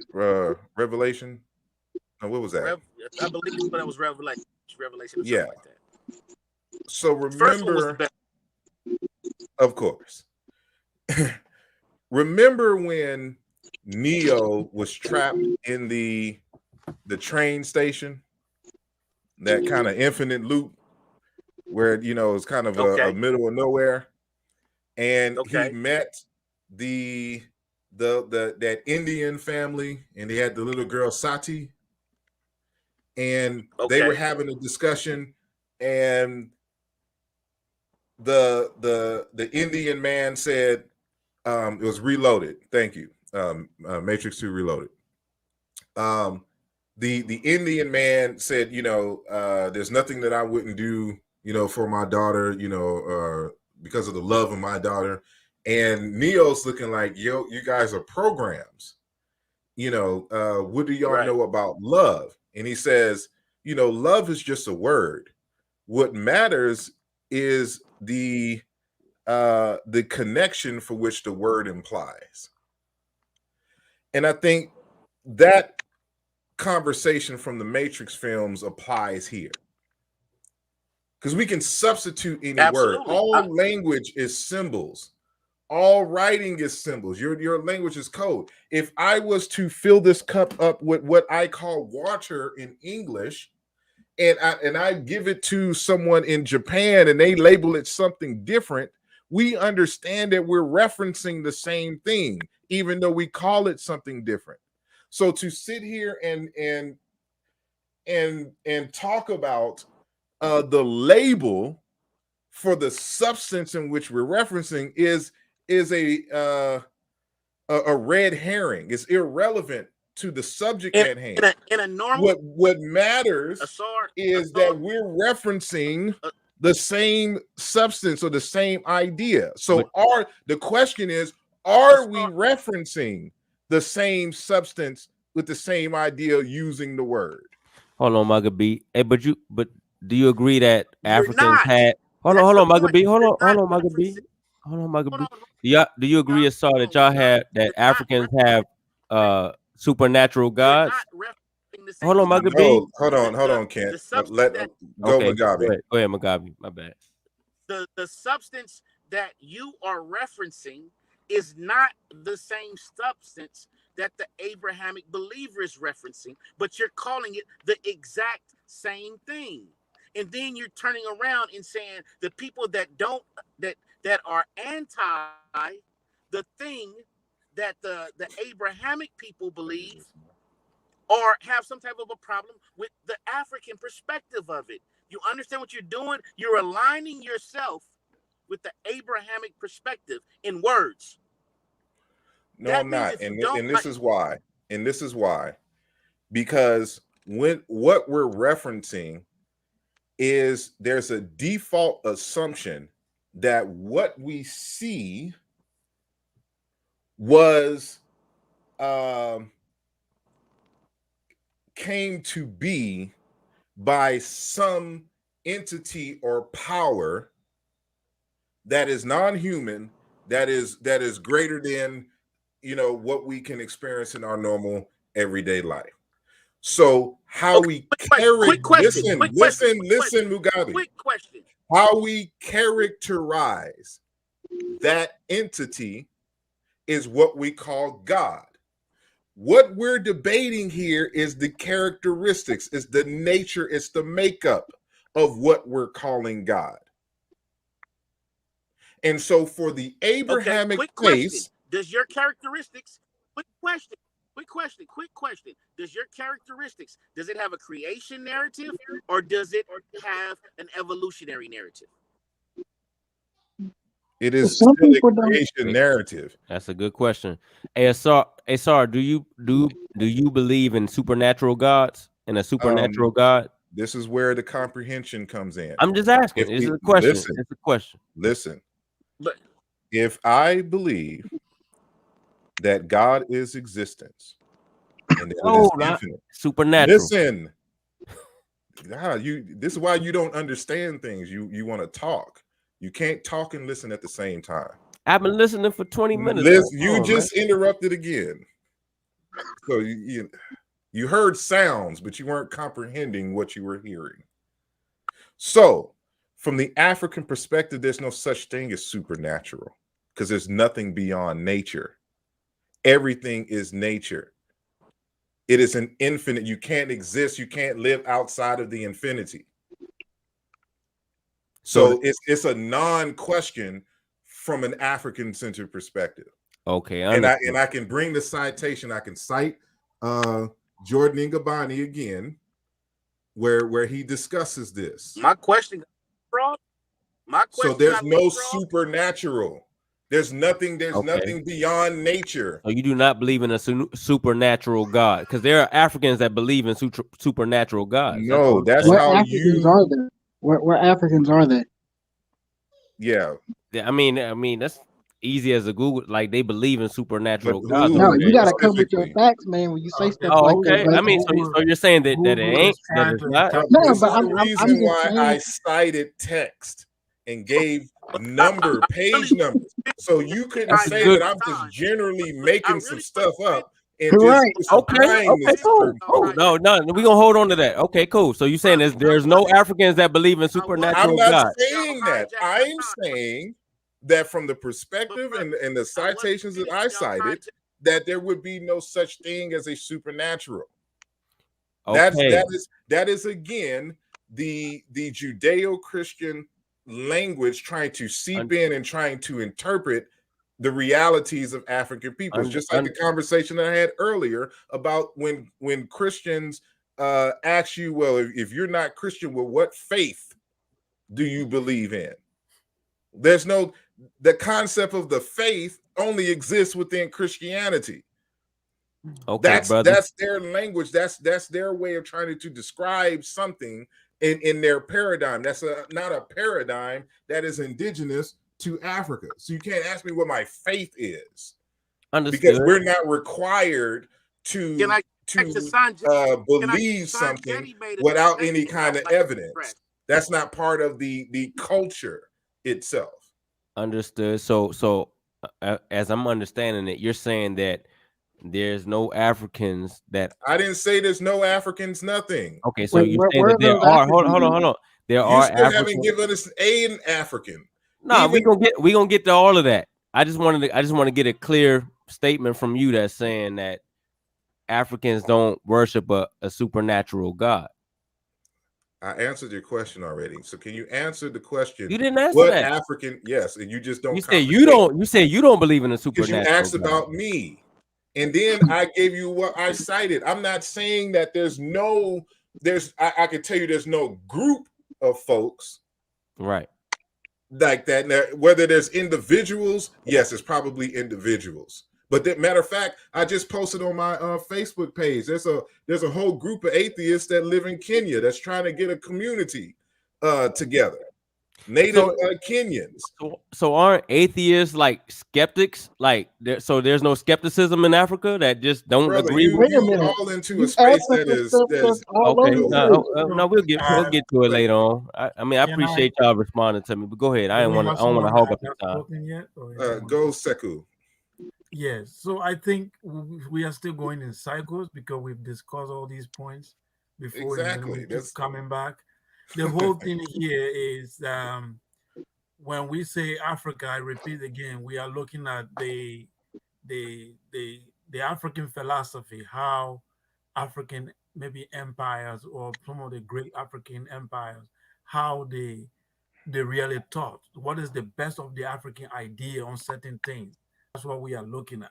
There might be groups, there might be people, like even when the Egyptians were building pyramids, you had groups like the Wawat who didn't want any civilization. They wanted to just be in the bush.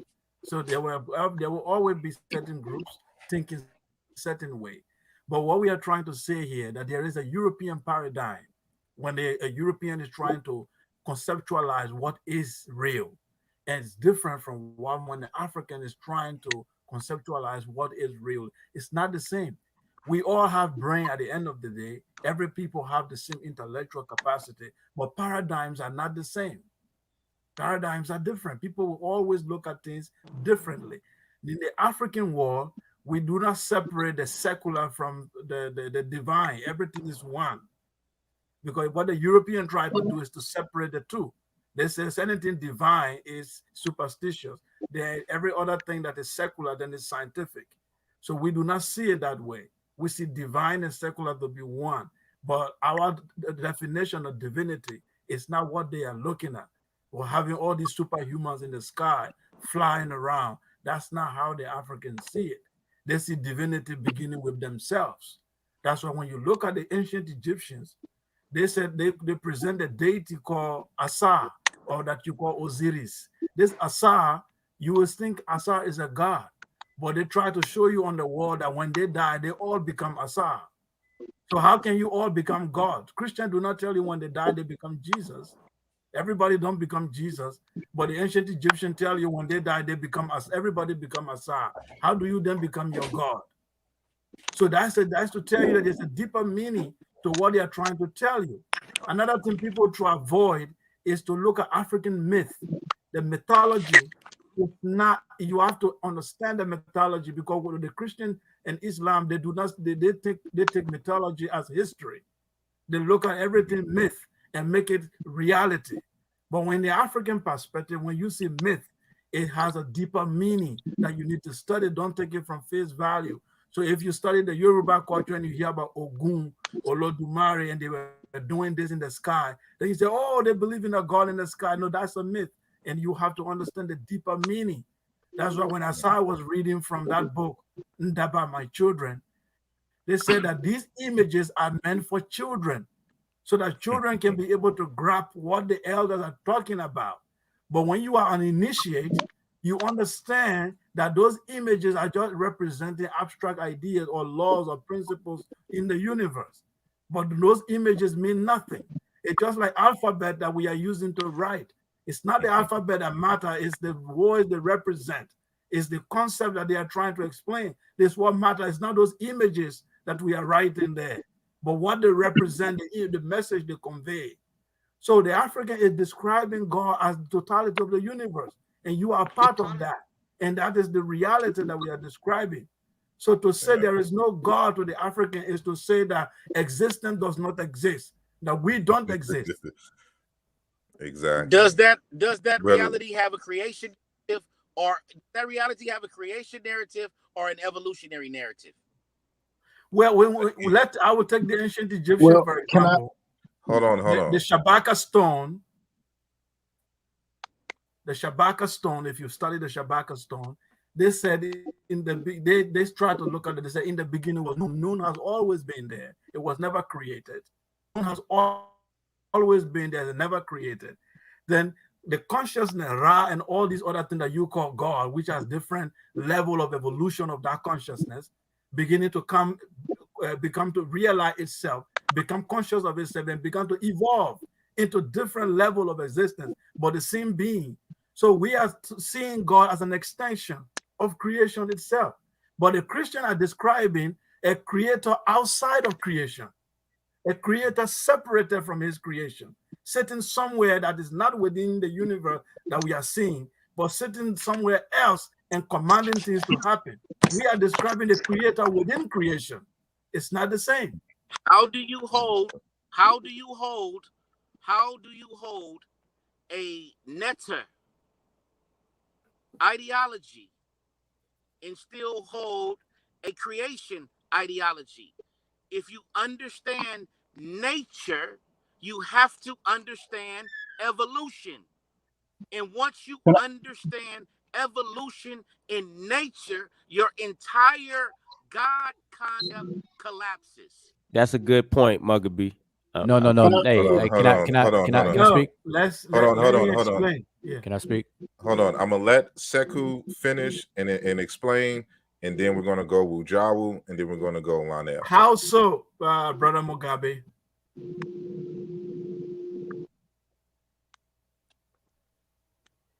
Are you there? Right, we'll just go to Wujawu. Yeah. Quick. So okay, Wujawu, this is not what I originally wanted to say, but the last thing Mugabe had just said, in an African perspective, creation and evolution is one and the same. I just want to make that clear, that the act of creation is really the change. It's the instances of change, which is to evolve and to manifest this continual evolution. Even in ancient Kemet or ancient Egypt, the very word they translate as creation, Keper, is something that comes into being, evolution, to change. All right, and this is the static world moving.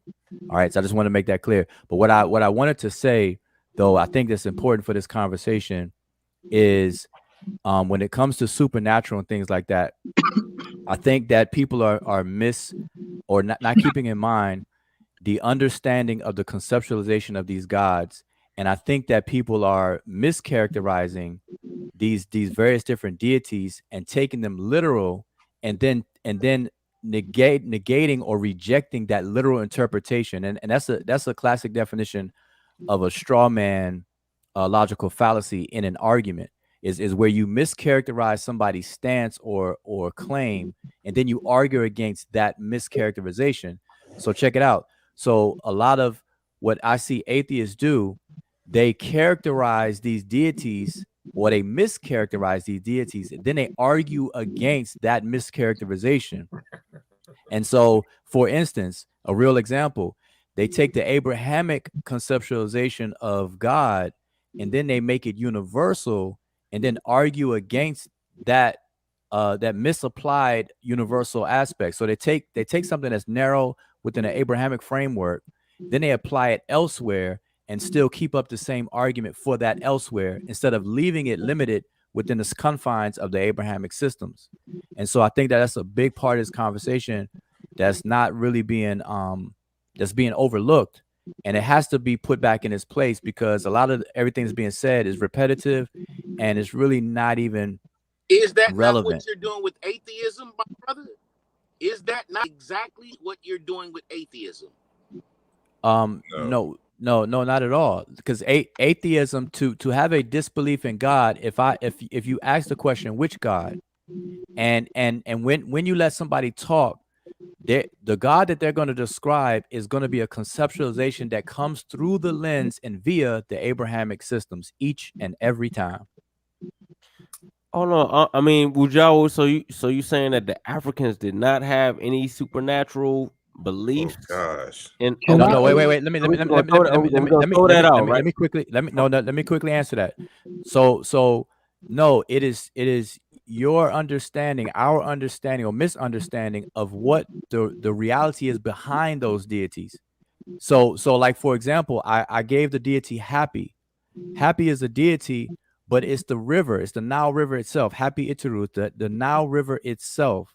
And so one aspect, you cannot, as an atheist, deny the existence of the river, but you can disagree with what they do about it or what they say about it, but you cannot disagree with the existence of it. You'll be a fool if you did that.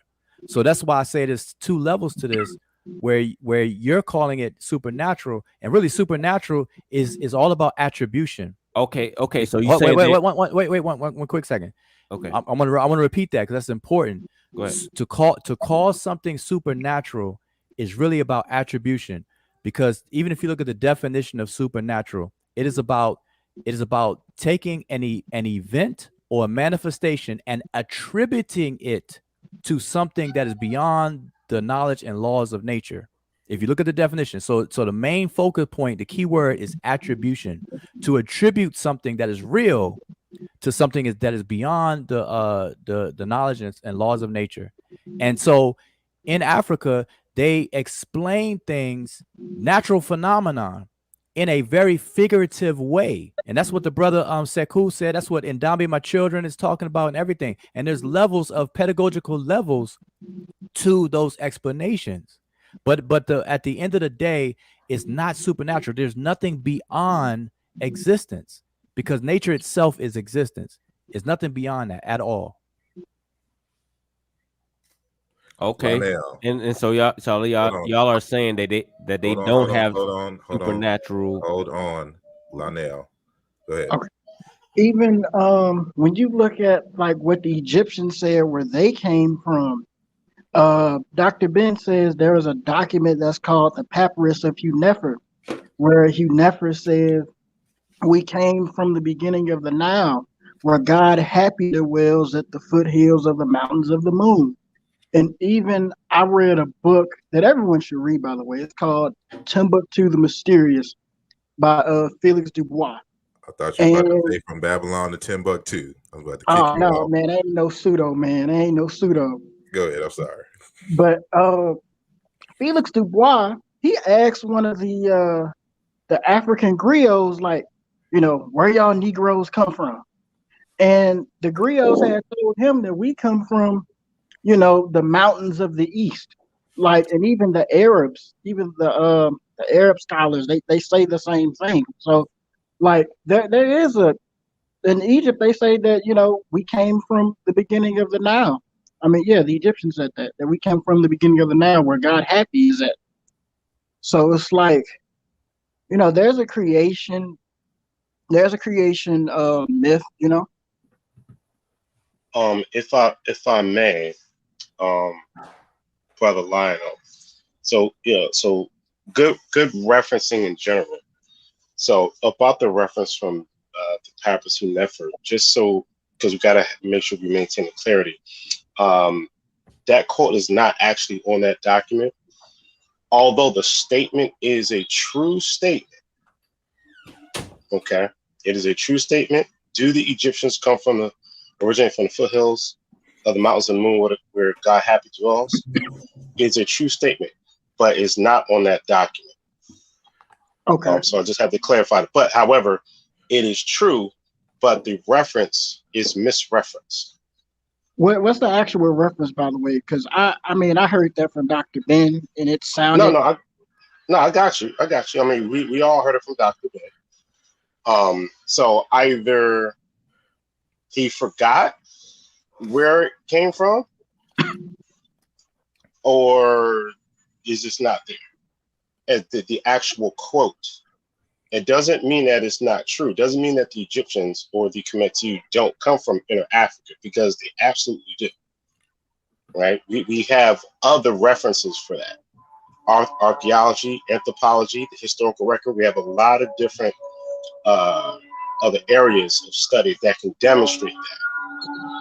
So, even within Kemet, there's other references that point to the southern origins. So it's still true. It's just that the quote, we can't attribute that to the Papyrus Nefer because it's not there, because we looked. That's all. Note that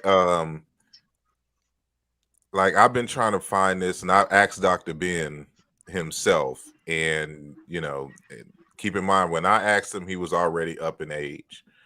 And so he just kept referencing the Papyrus Nefer. So I just gave it up. But it's not in there. But there is some evidence that there had to have been a document that was circulating that made that claim, because there are other references that I have around the same period in the 70s that says something similar, but they don't cite it. And this is, for example, like in the book Pygmy Kitabu, there's a similar statement in that text, and so, but it doesn't reference the actual Egyptian text that makes that claim, and so this is independent of Dr. Ben. This is a white boy writing, and someone else that says something similar. So what I'm thinking is that whatever that document was, Dr. Ben must have read it, but misquoted in terms of where the source was. But I'm not sure if, regardless, if it is worded the way that it is, that Dr. Ben worded it, because even outside that, independently, we haven't been able to reference or find that reference. But in regards to the whole creation thing, I like to look at it from the standpoint of linguistics. So like in linguistics, you have this phenomenon, these two phenomenon called, in historical comparative linguistics, that is, a synchronic analysis and a diachronic analysis. And so synchronically is when you analyze a language at a specific time and point in history. So if I wanted to talk about English today, this would be a synchronic analysis of English, of modern English. If I wanted to talk about Old English, I'm still doing a synchronic analysis. But if I want to talk about the origins of English and how it evolved to modern English, that analysis is what we call a diachronic analysis, right? So you can, like, some of the stories that you find in these texts or in these living wisdom traditions are a mix of diachronic and synchronic analyses. So when they start talking about, the proto, like when Brother Sekou mentioned like the Nun and the emergence of Ra and Keper coming out of the Nun, this is a diachronic analysis. And then you get into these synchronic analyses, like when the earth was built, or when humans, came into being. You know, it's within, like, you have to understand it within that context after you've already layered the diachronic analysis. And I think, you know, if understood, it would help, you know, in trying to understand the difference. Like, there's really no difference between the evolution, because the evolution is the process and how the creation happened. And so for in some aspects, you know, creation is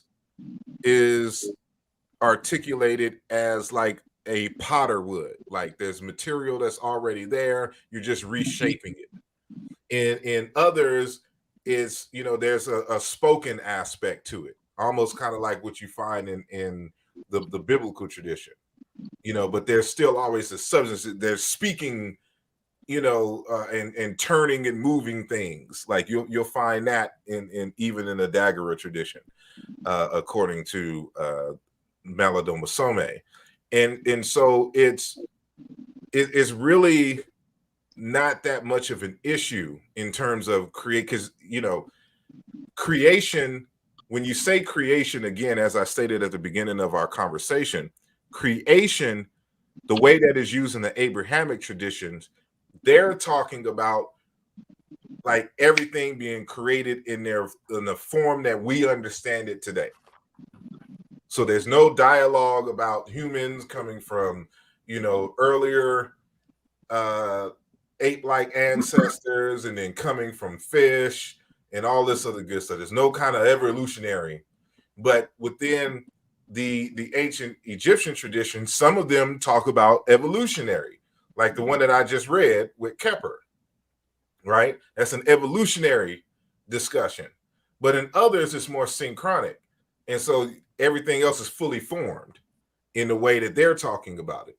So it's just context and perspective that we have to keep in mind when we're having these discussions in terms of creation. But what's universal, especially in the ancient, if we stick to ancient Egypt, is that everything emerged out of the none and evolved out of the none. Whether if the god Ptah created them synchronically in full form, they all evolved ultimately from the none. And that's what you got to keep in mind. But just to let y'all know, I'm only going to go until 1:15 a.m. because, again, I got to get up early and go to work in the morning.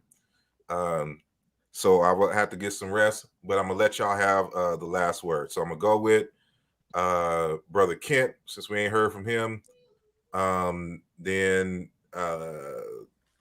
Ujawu, then Sanjeti, then Seku. Nah, man, I appreciate y'all having me on, man. Much respect to y'all, all y'all brothers. I'm in here dealing with the children. They done woke back up. But y'all have a good night, man. I wish much success to all of y'all. Appreciate it. Right on. I think I'm next. So again, I'm gonna close out by saying again, Hero Masud Nefero, happy birthday, Asar again. And I just want to clarify my stance, because this conversation is going to come up again. And I've been very consistent with my stance, but I just want to clarify it, that I think modern atheism as practiced in the conscious community with people that I've heard speak on it, it is very, very dependent upon the Abrahamic tradition for its conversation. Once you step outside of that, the conversation weakens dramatically. And I would just hope that that can be seen and dialogue can happen from a change of perspective when it comes to other cultures and things like that. And so earlier when I said I think atheism is silly, I was poking fun at it because the brother Unc was on, and I know he's a real black atheist, and I always poke fun at him with it, because I don't think it's been articulated in a very well way yet. And so hopefully we can come to that someday soon. But that's my stance on it. I don't have a problem with atheism when it's relative, but that universal. Kent left. I was going to say something to Kent about that conversation about atheism real quick. That that when it's limited to the Abrahamic system, I don't really find any problems with it. But it's not limited to there. It all also comes out of there, and that's a witness even in the chat that I was checking out tonight. So anyway, that's my stance. But again, peace to the panel, peace to the chat, and I know this conversation will come up again, and let's just continue to tune this conversation. Okay, I think I'm next. So one, I really enjoyed the dialogue. We had different views, different brothers coming in. It would have been cool to have some sisters dialoguing as well. For the most part, I think everything was respectful. We had disagreements, but we weren't like cursing each other out and everything like that. So these are kinds of discussions that I like to have. And having different perspectives, and no point that Mugabe brought up. I could see where he was coming from. I wish he was still here, but maybe it can come up again at another point. But as far as atheism, as practiced and as a cognitive structure in the African community or conscious community, if you will, it's juxtapositionally dependent. What I mean by that is it only exists to oppose something else. It can't exist in and of itself. It has to have the oppositional position at all times. Otherwise, it becomes irrelevant. Where many the African perspectives that our brother Sar was quoting, that the rest of us were discussing, come out of cultural paradigms that are not juxtapositionally dependent. They're and again, I don't want to use the word independent, if you will, but they don't exist as oppositional in its core nature. So I would invite our brothers who espouse these ideologies of atheism to read and study African traditions directly, but do it for enlightenment, not so that don't look for things that you can argue against, because it becomes hard to study it that way, in a sense that if you're trying to find truth. So study it as it is and get the perspectives from African people ourselves, and then come out and see what you can find, what you can relate to, and we can have, even more in-depth conversations from there. So I'll leave with that, because, we could go, a whole four extra hours of that. But again, good dialogue, everybody. Peace.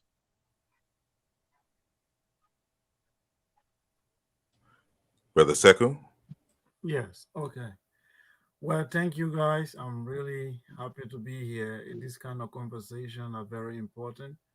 I believe is we are in a very interesting time in African history, where things are being revived, information are being revived, and I will call it what Sheikh Anta could talk about, African Renaissance. So I think the Renaissance is taking place. It's very slow, it's gradual, but I think it's happening. And we should always remember this about cultural identity, because people always forget when they want to identify themselves, I'm black, I'm this, I'm that. They forget the African cultural identity, where Sheikh Anta Diop says is the historical factor, the psychological factor, and the linguistic factors. So you don't jump these things and then you say you identify yourself. So when it comes to the historical factor, we should look at our history. What did our ancestors, how do they see reality? It's not like we should take everything on face value, but we should really study and understand how they saw things.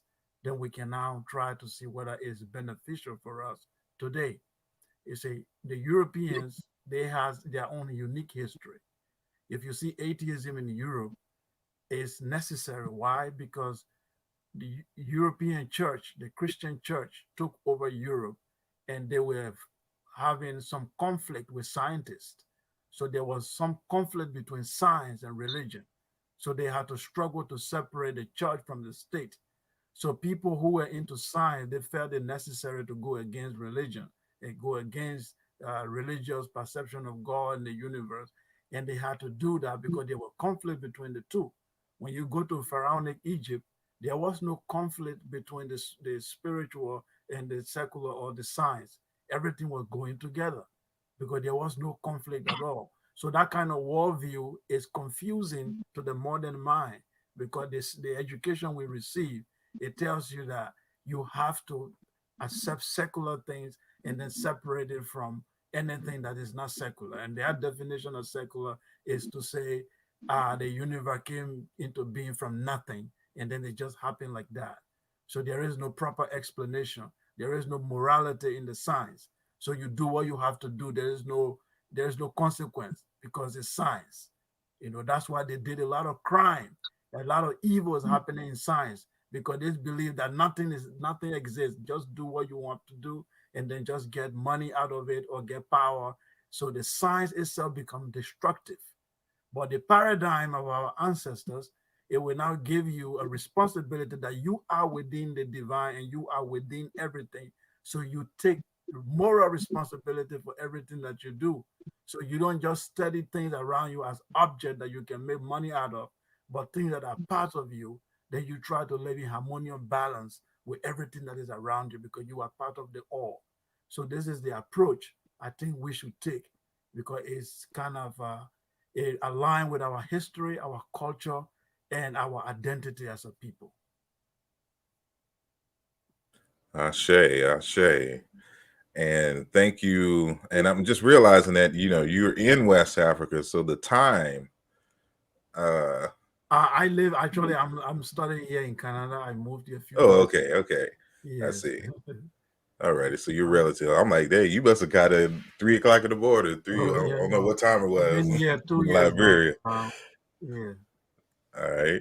Well, I just want to say thank you to each and every one of you who are watching, who have watched live, and of course, all of you who are catching the archives, and everyone who came on the panel, from Ujawu, Brother Seku, Brother Linnell, Brother Ankh, who came on over, Brother Mugabe, Kent, and was there somebody? Cube. And Brother Cube who came on. Thank each and every one of you for coming on the panel and sharing your insights. And thank every one of you all who were engaged. And I have to come back later and read the chat. I was not able to check out the chat for the most part. But want to thank all of you who sent a donation via the webpage or the YouTube chat or via the Cash App. It is greatly appreciated. And you got your hand up, Brother Linnell? Yes. I just have like one question. Was I being productive in the panel? Because I tried to come from a historical perspective a bit, and for some reason I just felt that some of the things I might have said might have derailed the conversation. I'm just asking. This is like my first time on a major platform. You're like Sinetter. I'm a huge. So. Oh no! It's all contributions are great, and it seems like you're getting started in your studies, and so I don't try to at least on this channel I don't like to call people out of their names or anything like, or you're dumb because you don't know this. I don't do any of that. I can listen and I can tell what level you are, and and then that will guide me into probably trying to find a different route to help one understand if you have not gone through these steps yet. So the historical aspect is good, and so this is one of the reasons why I made sure that when I'm making this claim in the discussion, because I could have just sat here and just shot the shit and just made all the claims. But it's different when I'm providing the resources and you're seeing from these different, you know, areas, because then you can't say that I'm making the stuff up. So now, you know, it gives you a foundation to do further study.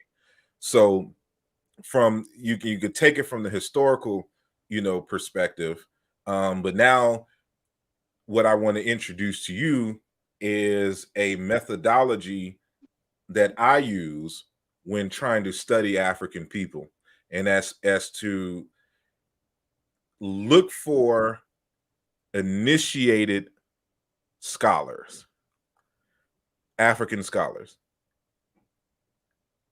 primarily because when you read their text, you're going to get a deeper and more rich insight into the culture and a better explanation of the phenomenon coming from the people as them being a representative of the people than you would from just a random anthropologist who came and, you know, studied with them for 3 to 6 months or been going back and forth for a couple of years, versus the person who was raised in it, knows the language, and is related to some of the people that may be in the stories or the myths. So it's a different perspective. So we don't all the time get those perspectives. So you'll have to rely on certain texts. But I try to, for the most part, cite texts that were from initiated scholars. And so now you get this cultural and linguistic perspective about this phenomenon. And now you can use that in conjunction with other sources of knowledge and try to piece these things together. So I don't try to say that this is the all end all. I'm giving you a foundation. I'm giving you some sources, and they're going to have, if you go in their text, they're going to cite some things that may introduce you to some other authors and ideas and perspectives. And so this is the point of this whole conversation, is just to introduce a different level of the conversation, to reintroduce Africa into the conversation, and to break up this European universalist monopoly that they try to have on these spiritual concepts without inviting us to the party. Yeah, because I use Basil Davidson a lot, and I'm like understanding what you're saying about, you know, use African scholars a lot too. Because like I'm in college right now, Yeah. and like, you know, my professor, she thinks that like that, you know, when I have debates with her on Africa, she thinks I'm using people like John Henry Clark, but I would use Davidson, and she would be like, you know, it's a white man, you know, that's using that, you know. Yeah, So see, I mean, you probably won't get to this level till after you graduate, but you want to get to the level, you want to get to the point where you're not arguing simply because so and so said it, but because the evidence supports, you know, like you're dealing with the primary. So for example, when you're dealing with people like for a Dinka, like you can cite Basil Davidson, but the primary source are the people. So if you can get in contact with the people or study the material from the people, from the culture, there's nothing that Basil Davidson can say or do that's going to trump what the people say about their own traditions, about how they collectively, you know, view a particular phenomenon and culture. And so, you know, with you being, you know, young and getting into, you know, you're formally just kind of getting into it, you have a while to go to be able to argue, you know, with them. So like, because I can use John Henry Clark and all of them, and they won't be able to say anything because I also have this other backing. But because what I do is I force people to deal with the substance of the argument and not who said it. You get what I'm saying? So that's the point where you want to get to. And, you know, with you just starting off, you're not going to be able to argue with your teacher, you know, because she's going to be able to pull some stuff out on you ain't read. And, you know, it is gone from there. But no, you contributed majorly. Everyone contributed majorly, even if there was disagreement. So this is the kind of discussions that we have here on this channel. And again, I appreciate each and every one of you. It is no longer my birthday. on the East Coast or Central Time. But in Cali, it's still my birthday, so I'm gonna still turn up for the West Coast. But then I gotta go to sleep because I got work in the morning. But thank you everyone for your support. Thank you for watching, and make sure that you continue to like this video and to share it with friends and colleagues. And if you haven't subscribed to the channel and you think this is something that'll be helpful to you in your bag of wisdom, please subscribe, and let's help get these numbers up. And y'all have a blessed and good weekend. You too, brother. You'll see me again. All right, most definitely. And if you need to hit me up, you have any questions, you see the website there, asarimhotep.com. You can visit that and go to the what's the name page and hit me up. I follow you on Facebook too. Okay, well then you can hit me up on Facebook as well. So, and with that said, we are out. Good night. Peace.